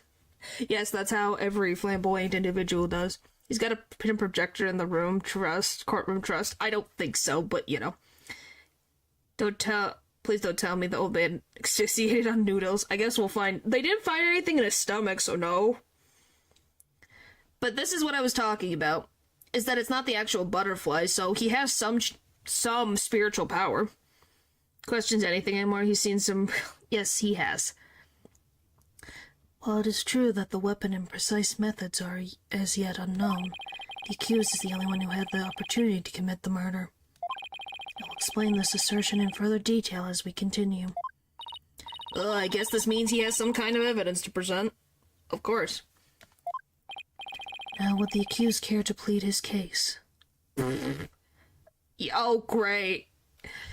Oh, great. He's drunk.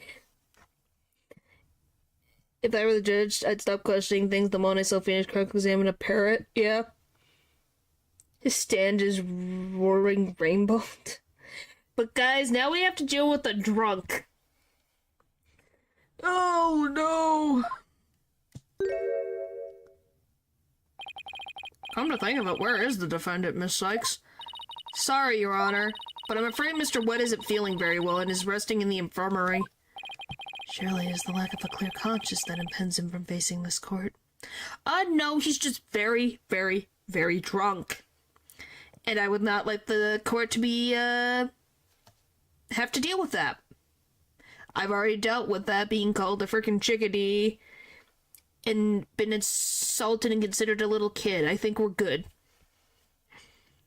This ought to be easy. Just give him some water. He'll be fine. The guy is wasted. Great. Starting off on the wrong foot already. Mr. Wet is the head chef of a soba shop frequented by the victim. On the day of the incident, Mr. Wet went to the theater at the victim's request.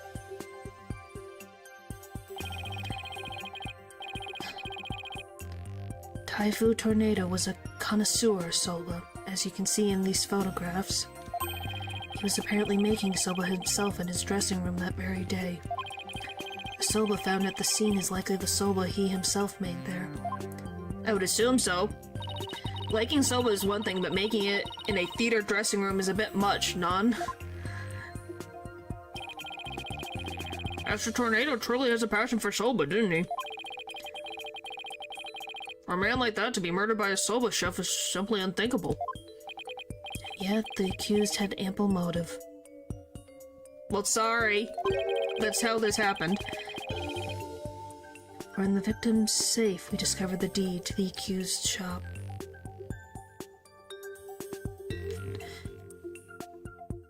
Why does Mr. Tornado have the deed to the shop? Is he in debt? Title deed. Mr. Wet was to inherit Wet Soba when he lost his father recently. However, it's believed the victim stole the shop's deed during the transfer process. Prosecution believes the accused killed the victim in order to get the deed back. Found in the victim's possession, it is deed for the soba shop. The deed holder is Bucky Wet. But he could, just because he has the thing, he can't do anything with it. If Bucky's name is on the deed, he can't do anything with it. A murder over the deed to a shop. That does sound like a plausible motive. Actually, yes. More plausible than Maya that he tried to pull. So that's what this case is about. I wish Simon had filled me in a little better. Could have contributed more than just 1,000 buckets of cold sweat if he had. Defense. From your demeanor, I gather you know very little about the details of this case. Well, you see... Maybe number 3 wanted him to have it. That is also a possibility. We don't really know. Number 3's drunk. And I don't know if I can believe everything that he says out of his mouth. Do you guys believe number 3? At this current moment in time would be able to tell us anything? I don't think so. You are dishonoring the soul of the victim by appearing in the courtroom unprepared. Oh, excuse me. Number 4, excuse me. I forgot numbers. Excuse me. Number 3 could have given it to Mr. Tornado. Yes, but do you believe number 4 would be able to tell us anything? Number 4 is drunk. That's what I meant. Sorry. Number 3 is number 4's father. You are an embarrassment to your profession, you putrid egg yolk. Eek. I'm sorry. Meaning that number 3, his dad wanted to give Typhoon the deed because 4 is too much of a drunk. Probably. Or just thought he was too young to inherit anything yet. Paula's a red pepper and now I'm an egg yolk. We've only just started and I'm already being demoted from spring chicken. I'm ready to call my witness, Your Honor. And here it is again. Let's listen to the words of one who was present when the crime was discovered. Someone who was there when the victim's body was found? Very well. Witness, please take the stand. Burritos. Those are boots. I am seeing boots. Okay. Oh, hi! You! Oh, that's why you're here. Hi, Simon. Hi, Simon. Witness, please state your name and occupation. Simon Blackwell. Prosecutor. Prosecutor Blackwell? You didn't tell me you were going to take the stand. There simply wasn't time. What a shame, Prosecutor Blackwell. Had you shared the damning scene you witnessed beforehand with the defense, you could have moved this trial along and saved the victim's soul that much faster. Damning scene? What in the world did Simon seek? Prosecutor Saad Mahdi, was it? Before I give my testimony, there's something I'd like to confirm. By all means. This case involves Rogoku, a very traditional form of Japanese comedic storytelling. Do you have enough knowledge of this art to handle the case competently? Are you implying that I'm not qualified for this case? Yes. Yes, he is. Not yet. I'm simply trying to ascertain your familiarity with the topic, for now. It's a prosecutor's duty to learn the background of any case he takes on. I did some research on Rogoku last night and have grasped the overall idea of it. How much could you have possibly grasped in a single night? Oh no. You're gonna make him talk about it. Rogoku is a form of entertaining storytelling that originates in the land of Japan. In it, the storyteller sits alone on the stage with only a fan and a towel and the Rogoku artist tells long, whimsical stories, giving each character a distinct voice. This traditional art was originally invented by monks to make sermons more interesting. How long do you think he talked? Do you think he did the whole dictionary definition? Jeez. I would give you a thumbs up if I could. 4 hours later. Yes, Val, 4 hours later. Are you satisfied? If not, I could explain the 12 types of endings to such stories. Or shall I perform the famous story of Jumenu instead?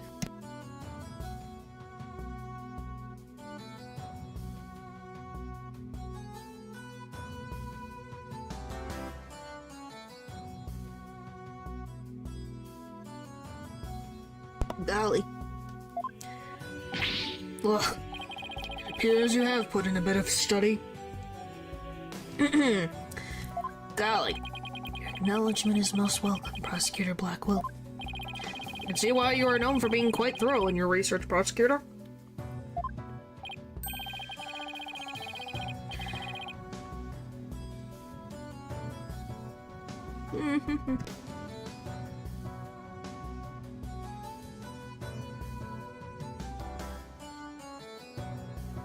Okay. Now I would love to see you perform that story you mentioned, if you don't mind. If that is Your Honor's request. Oh no. Jumenu. Please. Your Honor, can we please get back to the trial? Alright. Of course, I nearly forgot. Seriously, of all the things for you to forget. Ahem. Now then, back to the case. Prosecutor Blackwell. Please tell this court what you witnessed. Witness testimony. What Simon saw. Went to the theater yesterday and arrived at approximately 4 p.m. Went straight to Master Tornado's dressing room to say hello. Lucky went into the dressing room thereafter, only to come storming out a while later. Master Tornado's junior disciple, Uendo, apparently then entered the room soon after. That's when Uendo discovered Master Tornado's body. Okay, so we have a lot of people going in and out of this freaking room. Now wait just a minute here, Prosecutor Blackwell. With testimony like that, you're practically accusing Mr. Wett of the crime. All I can do is state what I saw. Can't help how it appears. And but a qualified and capable attorney such as you should be able to dispatch with it, right? Ha ha ha ha ha, you freaking mother trucker. Well, yeah, duh. Alright, I guess I better start by getting all the info out of him that I can. This dude, he's freaking... wow. Whee! Bye, Dylan. Bye-bye. Went to the theater at approximately 4 p.m. When the frick did he die? He He died at... So, the time of death... Well, that... So we got 3-hour time. What the frick is... Why is that so much time?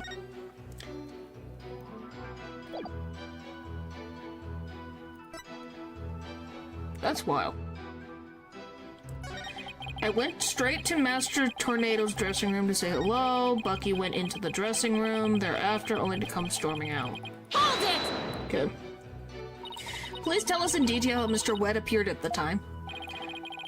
Jiro and I were waiting in the hallway for Master Tornado to finish practicing when Bucky appeared and entered the dressing room with his things.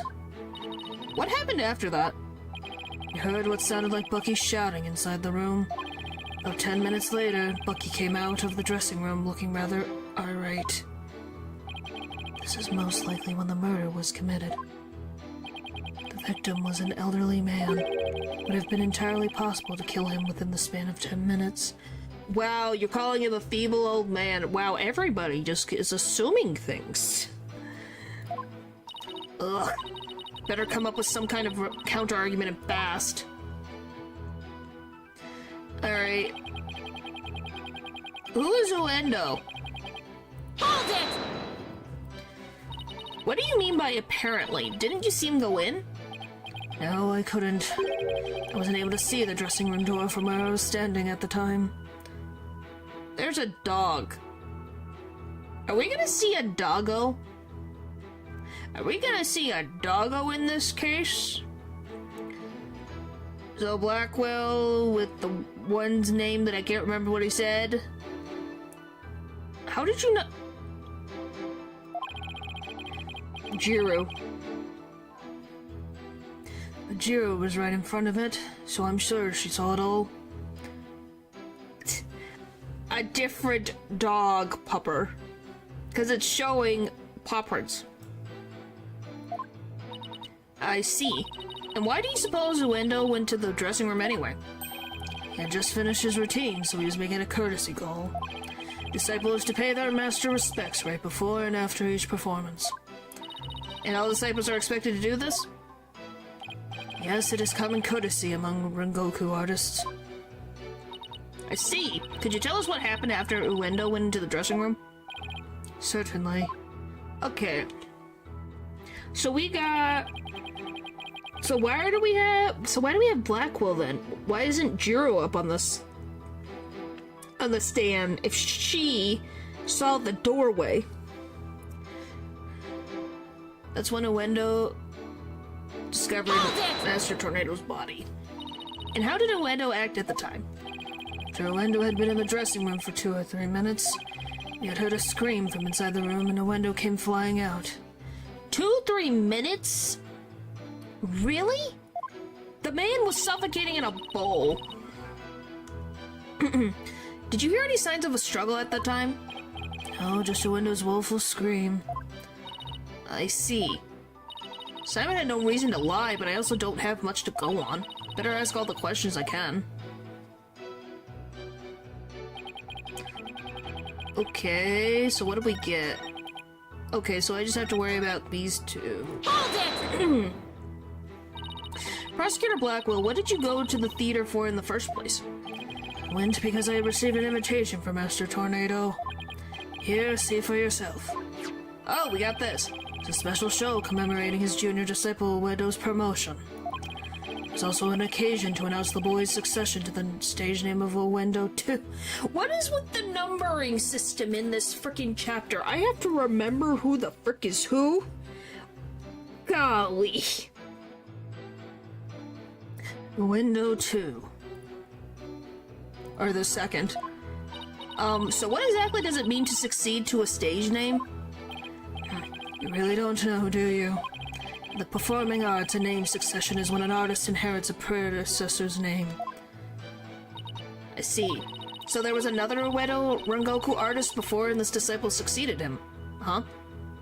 There's an Uedo... We're the one who went in, who's the disciple of Tornado. He's Uedo 2. And what exactly did your invitation say? It contained a simple letter of salutations and an outline of the program's show. Oh, it appears Typhoon Tornado was going to perform Toki Soba, or Time Soba. He's famous for his masterful pantomime of eating soba using only his fan as a prop. And Uendo was to perform Soba Sei, or Soba Glutton. Soba themed show, I see. Okay, seems you know a thing or two about Rogoku yourself, your boldness. First to perform was the senior disciple, Geru, followed by Uendo. So much soba, yep. And lastly, Master Tornado. I wanna read. I see, so that's what happened to be at the... So that's why you happened to be at the Storyteller's Theater yesterday. So what happened after you arrived? Yes, he calls them your baldness all the time. All the time, let me read.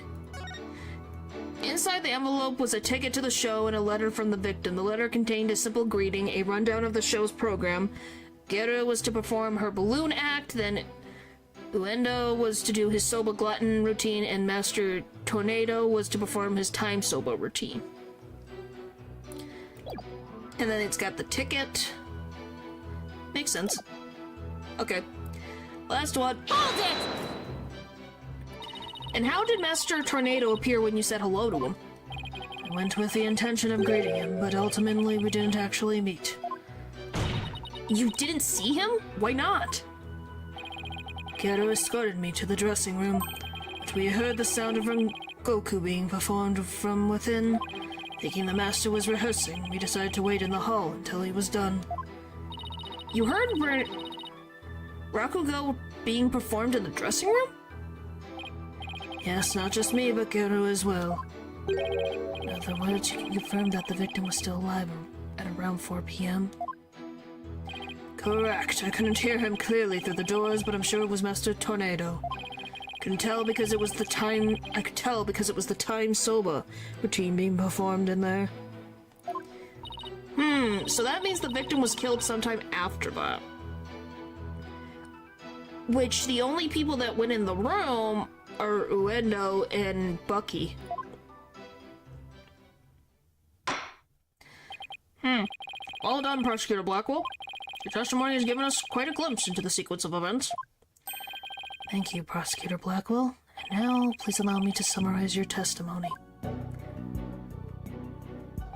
While Prosecutor Blackwell and Geru were in the hallway waiting for Master Tornado, the accused came along and entered the dressing room with some items in tow.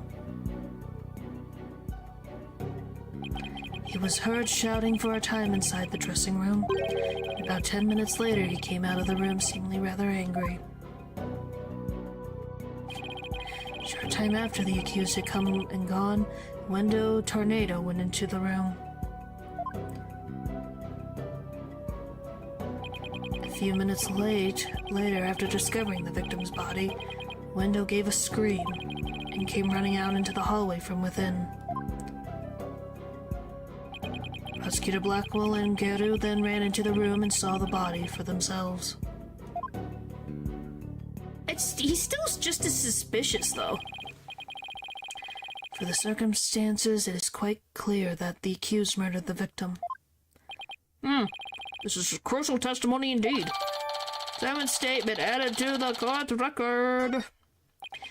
Defense. An eyewitness is giving conclusive testimony. No, he just told me who went in and out of the room, so it's either Uedo or Bucky. So you have to prove more than just, oh, he was in there longer. The point is of the matter, it was at least 5 minutes or less, and if we're going to go with the logic of, oh, he's an old man, so he's easy to get rid of, 5 minutes is a bunch of time. Why not let it all go now and allow the victim his last rites? Not on your life. If Uendo went into the dressing room too and was the first to discover the body, then who's to say he didn't commit the crime? Uendo was in the dressing room for a mere 2, perhaps 3 minutes. Not that long time. Not that bad of a time to still commit it. He could not have possibly committed murder in that time, nor without making any noise. Oh, Simon, why did you have to give that awful testimony? Not that much, yeah. Prosecutor Blackwell, can't you give me something a little better to work with here? Isn't it up to you to ask the right questions? I'm certainly willing to tell you all that I know. So if you truly are as capable as you claim... Excuse me. So if you truly are as capable as you claim, then you try out what you need yourself. There's no time for your twisted games, Prosecutor Blackwell. Just admit you don't remember it all that well. Oh, here we go.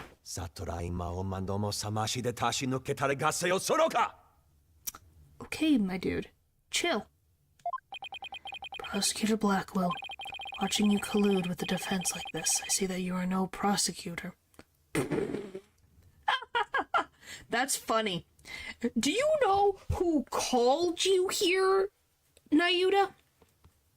Do you know who called you?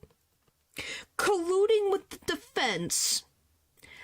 You have Mr. Miles colluding with the defense, Edgeworth, who called you. You have no right to say anything at all. Begone, witness. You shall haunt the sacred hall no more. How dare you treat me like some evil spirit to be exorcised? They're just taking swings at her. If it weren't for the last case, I would say they're being really mean-spirited. Yeah. I'll remember this, you blackguard. Great. Don't worry, Prosecutor Blackwell. I've got this. Do we? Would I have my way? Would I have my way, he would not be the only one to step down. You, half-boiled, putrid egg yolk. Ew, I object to the notion that I'm a gooey, smelly mess. Prosecutor Blackwell's testimony was like the lowly opening act of a Ragoku show. We got it. We'll see. He may hold the title of prosecutor, but this time he stood on the side of the defense. To restore balance to this trial, I would like to present an actual witness for the prosecution. And who is this witness? The person who was with Prosecutor Blackwell when the body was discovered. Okay, we are going to deal with the other one, too. She is another entertainer of the Tornado School, Mrs. Geru Tornado. Why do they all have the last name Tornado? Are they related? Oh, what? What? Gee, the clown, like, what? Really? Really? Really? Really? Wow. I did not expect that. Okay. Never saw it coming, did you? Nope. I knew of her design. I didn't know where she was from. The clown girl's from this one? Yep. It was always canon. Oh, boy. Please state your name and occupation, witness. Hello, everyone. I'm here to represent the Tornado School with a twisty twist. Imagine Blackwell and standing next to this woman. They are so different. And balloon! There you have it, the stunning balloon hat. It's me, the balloon artist you all know and love, Geru Tornado! There's so much color. Just call me Geru, sweetie. 1, 2, balloon! Oh, golly. You're in love? Oh, golly, save me. What a way to capture your audience's attention. Judge, you have a wife. You have children.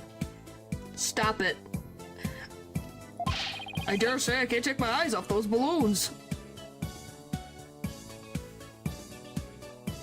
Judge, do we have to have a talking to? Do I need to call your wife?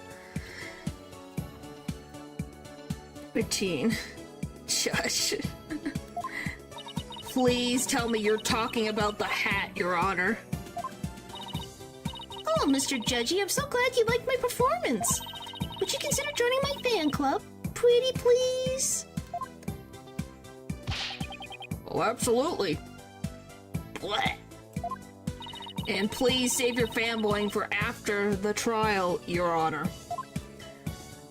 Anyway, Geru, I can't help but notice you seem awfully cheerful for having just lost your master. Of course I'm sad. But Shishido would scold me if I didn't put on a big smile. Never show sadness, smile, smile, smile, with a twisty twist twist. And balloon! There you have it, one gorgeous cake. I will say that is very impressive. I will say, holy frick, how do you do that? Say it with a southern accent, and balloon, there you have it, one gorgeous cake. Make it like the video. What video? You really want a southern accent? Golly. And balloon, there you have it, one gorgeous cake. I see. I guess an entertainer's gotta do what an entertainer's gotta do. What one video? Her balloon art's worse than a... What the frick? Rorschach test? All I saw was a severe monster head. Keanu, you're obviously a balloon artist. So how did you come to become a member... How did you come to be a member of a Rogoku school? Well, my father, my late father that is, was a Rogoku artist, you see. So I joined the tornado school just to be like my dad someday. Is that what you guys wanted? Parody everything wrong with it. I've never seen that. What do you guys want? Do you want the southern accent? Rorschach test? I realize it's just looking at the word is weird. Like, what do you guys want? The frickin' southern accent or the other one? Because I can do either. Those... As we can tell, I can do feminine voices. The one that's easiest for you, either. It's really either for me. I see. I just know she acts pretty please. Pretty please. My father and I owed so much to Shishido, our master, but that Bucky went. Oh, how could he? I want to see him pay for what he's done as quickly as possible. Your distress is entirely understandable, and my condolences for your loss. And not all of that, but he. You have more to say about Mr. Wet? Every time he comes to deliver soba to us, he yells at me. He always tells me to get away. Is there any reason why he would say such a thing to you?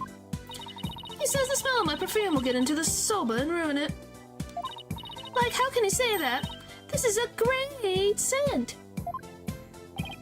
Great scent.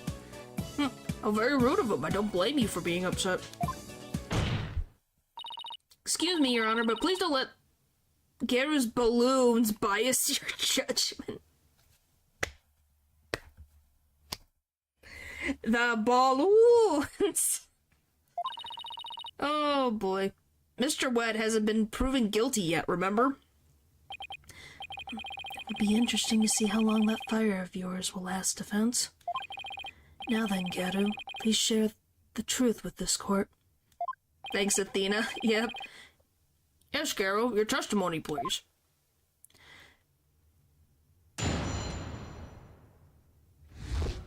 Yeah, I'm gonna be honest, I never expected her to be in this one. Before the murder was discovered, from 4 p.m. to a little after 4:20 p.m., when Shishido's body was found, Simon and I were standing in the hallway in front of the dressing room. Before a widow discovered the body, the only person who had gone in there was Bucky. Come to think of it, a little while before Bucky showed up, Juemu was barking like mad. Prosecutor Blackwell, do you have any objections to this witness's testimony? Oh boy, you're gonna make me frickin' jump over hoops. No. Make up your bloody mind, said Monk Sodomati. First you exercise me, now this. Oh, is this how we got sad monk? You need only do as you are instructed to by this humble servant of the Holy Mother. As there are no objections, Your Honor, let us move on to the salvation of the victim's soul. Hold it! Can I finish my job? Thank you. Hey, I'm the defense attorney here, Prosecutor Sadmati, and I just might have an objection or two once I actually cross-examine the witness. So what are you asking Prosecutor Blackwell for? I'm the one you should be checking with. There's a passage in the sacred scriptures of Quranism. Oh boy. Are we gonna... To stir the wind is beyond the power of a spring chick. In other words, the inexperienced are useless. Wow. Hey, Phoenix is doing good, and he was a rookie. With that in mind, it seems more judicious to consult Prosecutor Blackwell. He doesn't even see you as an adversary, Sykes to know. Well, I won't let either of you insult me. I'll show you I'm no inexperienced spring chick.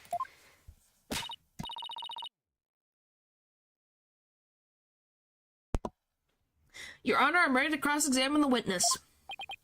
I hope you can make Prosecutor Sadmati see you as a worthy adversary, Miss Sykes. I'll allow your cross-examination, so you better strike while the iron is hot. Oh, wow, he's on our side. Thanks, buddy. I don't know where to even begin. From 4 p.m. to a little after 4:20 when was found, Simon and I were standing in the hallway in front of the dressing room. Hold it! The fact that the two of you were in there in front of the dressing room means you were able to see everyone who went in and out, right? Of course! Why are you insinuating that I was daydreaming or sleeping while standing up or something? No, of course not. I saw everything, I tell you. Fine, so you say anyway. But did you really? She really has no allies in this court. She has Widget. Before you discovered the body, the only person who got in there was Bucky. Hold it! Golly. Only the defendant and Uedo entered around the time of the murder. That's right. That's why it must have been Bucky who killed poor Shishido. Let's take a deep breath, okay, Geru? So, not a single other person set foot into the dressing room during that time? I already told you over and over, didn't I? There was nobody else. I must apologize on the lawyer's behalf. Even her memory is that of a spring chick's. Wow. Please overlook her transgressions as best you can. Oh, I see. Poor thing, hang in there. Hey, who are you calling a bird brain, buddy? Wow. A little while before Bucky showed up, Jumenu was barking. Hold it! Jumenu? That's my doggy. I keep him at the theater. Let's see. With a twisty twist. And balloon! There you have it, my cute little Jumenu. She's gonna run out of space. He's kind of creepy looking. Oh, but he's really, really a good dog. And why was Jumenu barking? Do you think it's because he saw someone suspicious? If so, then we'd have a new suspect in this case. Now why was he barking again? Oh, I remember. Because it was time for me to feed him. So I went into his yard and gave him some food. Couldn't somebody have slipped into the dressing room while you were doing that? Nope, the door out in the yard was wide open. I would have seen if anybody went into the dressing room. Prosecutor Blackwell, come down to the stand for a sec, please. How many times must I do this? You saw what Gero was talking about, right? Why didn't you mention it before? I can't be expected to remember every minute detail. Well, remember them now, please. Did Gero go out into the yard? Oh, That's a cute That's a cute little jacket. It's a little doggo. Guys, look, it's a little doggo. He's just a cutie patootie. Look at that. Just being so cute. Sorry. Yes, I remember now that she went to feed Jimenu. I saw her looking towards the dressing room quite frequently as well. Yeah, she looks so normal. Yes, she does. Do you recall anything else? Why is she dressed like a clown in court then? Because she's supposed to be performing. It's her performance. She was still wearing the dress that she's wearing right now. Looked as though she were feeding the dog a great quantity of dumplings or something. Jimenu couldn't finish them all, so he buried the rest in the corner of the yard. That's about all I can remember. Part 2! Looks like Geru was telling the truth. Your Honor, I'd like Geru's last statement added to her testimony. As you wish, defense. Okay.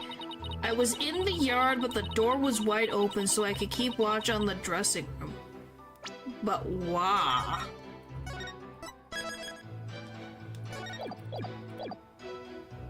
Hold it! You know what this means, right, Geru? You weren't in the hallway the entire time after all, were you? Well, okay, so I did go out in the yard, but it was just for a second. And the yard door was wide open so I could see the dressing room for the whole time. Yeah, keep it watch for what? Yeah, the door was open so she could still see the dressing room? Prosecutor Blackwell, I need you on the stand again, please. What am I, your lady in waiting? Yes, yes you are. Do you remember anything about the time Geru was in the yard? Simply that Jimenu buried the food he couldn't finish in the corner of the yard. That's about all I can remember. Thank you.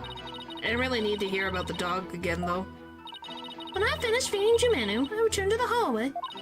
And then I saw Bucky go into the dressing room. No questions about it. Okay, so around the time of the murder, Geru and Simon were just hanging out. We're hanging out just outside the dressing room. Guess I'm going to have to find a flaw in there somewhere if I want to get anywhere. Alright, dressing room discovered it was Bucky. I was in the yard with it wide open. So I could keep watch in the dressing room. But the food is here. How are you watching the dressing room? And even if this is open, let's say she goes through this door. If the door is open, you can't see. Objection! Okay. So, you were able to keep an eye on the dressing room while you were out in the yard. Is that correct? That's right. The door out in the yard was wide open. Sorry, but that makes zero sense. Take a look at this diagram of the backstage area. There's a clear contradiction between this diagram and the witness's testimony. Oh? I'm afraid I don't understand, Miss Sykes. Please point what contradicts the witness's testimony. Take that! Geru was in the yard near the doghouse. Prosecutor Blackwell even saw her there. And while she was out there, the door to the yard had been left open. Oh, I see. Yes, if the door to the yard was wide open, as Geru said, it would have been blocked her view, making it impossible for her to see the dressing room. What? No way! Even if there were admittedly a few moments Geru was not keeping watch, how much would that really affect this case? Oh, hi, Paul. It would greatly affect the case. From the spot Prosecutor Blackwell stood, he couldn't see the dressing room door either. I saw her before. Yeah, oh. Yeah, she likes balloons. Paul, do you know the judge likes balloons?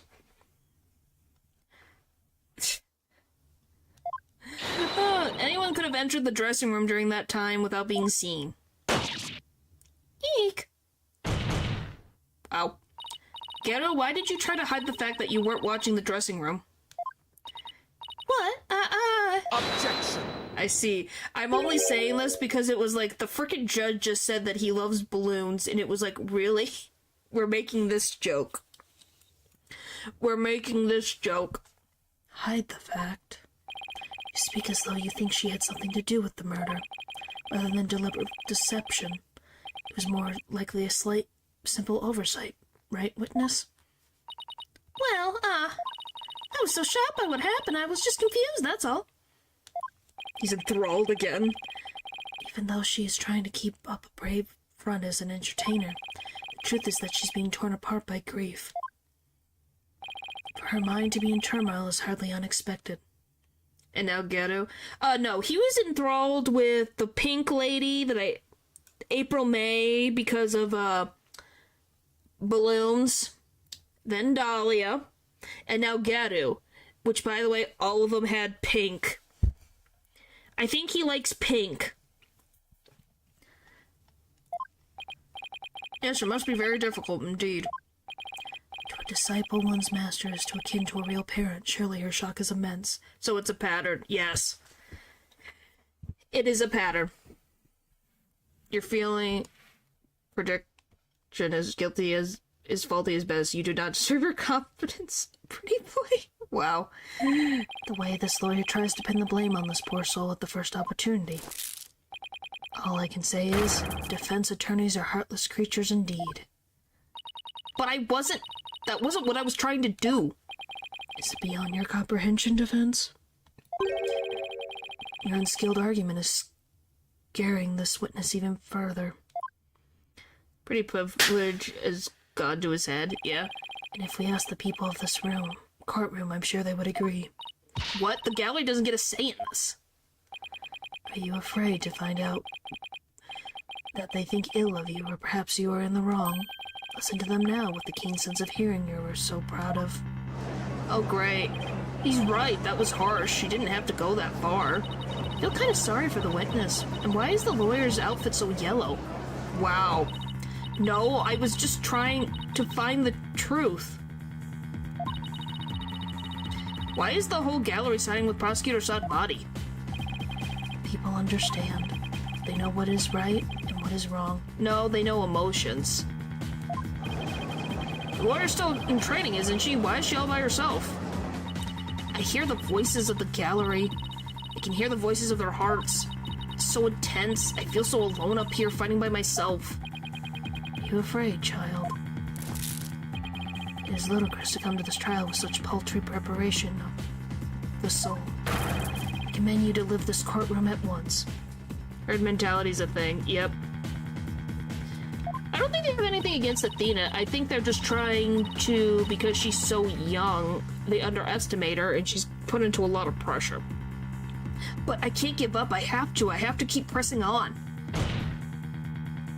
As long as there was a moment when nobody was watching the dressing room door, the defendant can't be convicted solely on Prosecutor Blackwell and Garu's testimonies.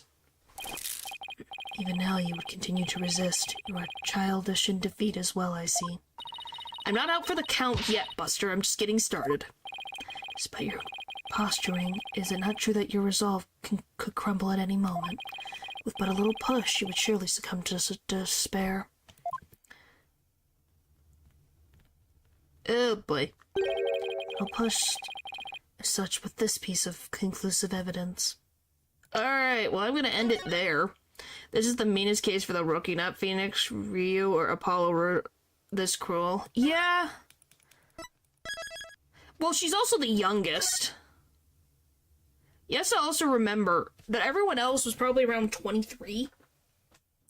When they were on their first trial, she's 18, maybe even 19 at this point. So she's young. Yeah, I can't take more, and I just came back. Well, it's been over, and we got through the case 3. You almost missed Clavier. Wow. You know, at the end of this series, we're gonna have to rank all the prosecutors and see how Chad feels about them. I don't know, but still. Alright, thank you guys for watching the stream, and I'll see you guys next time. Bye!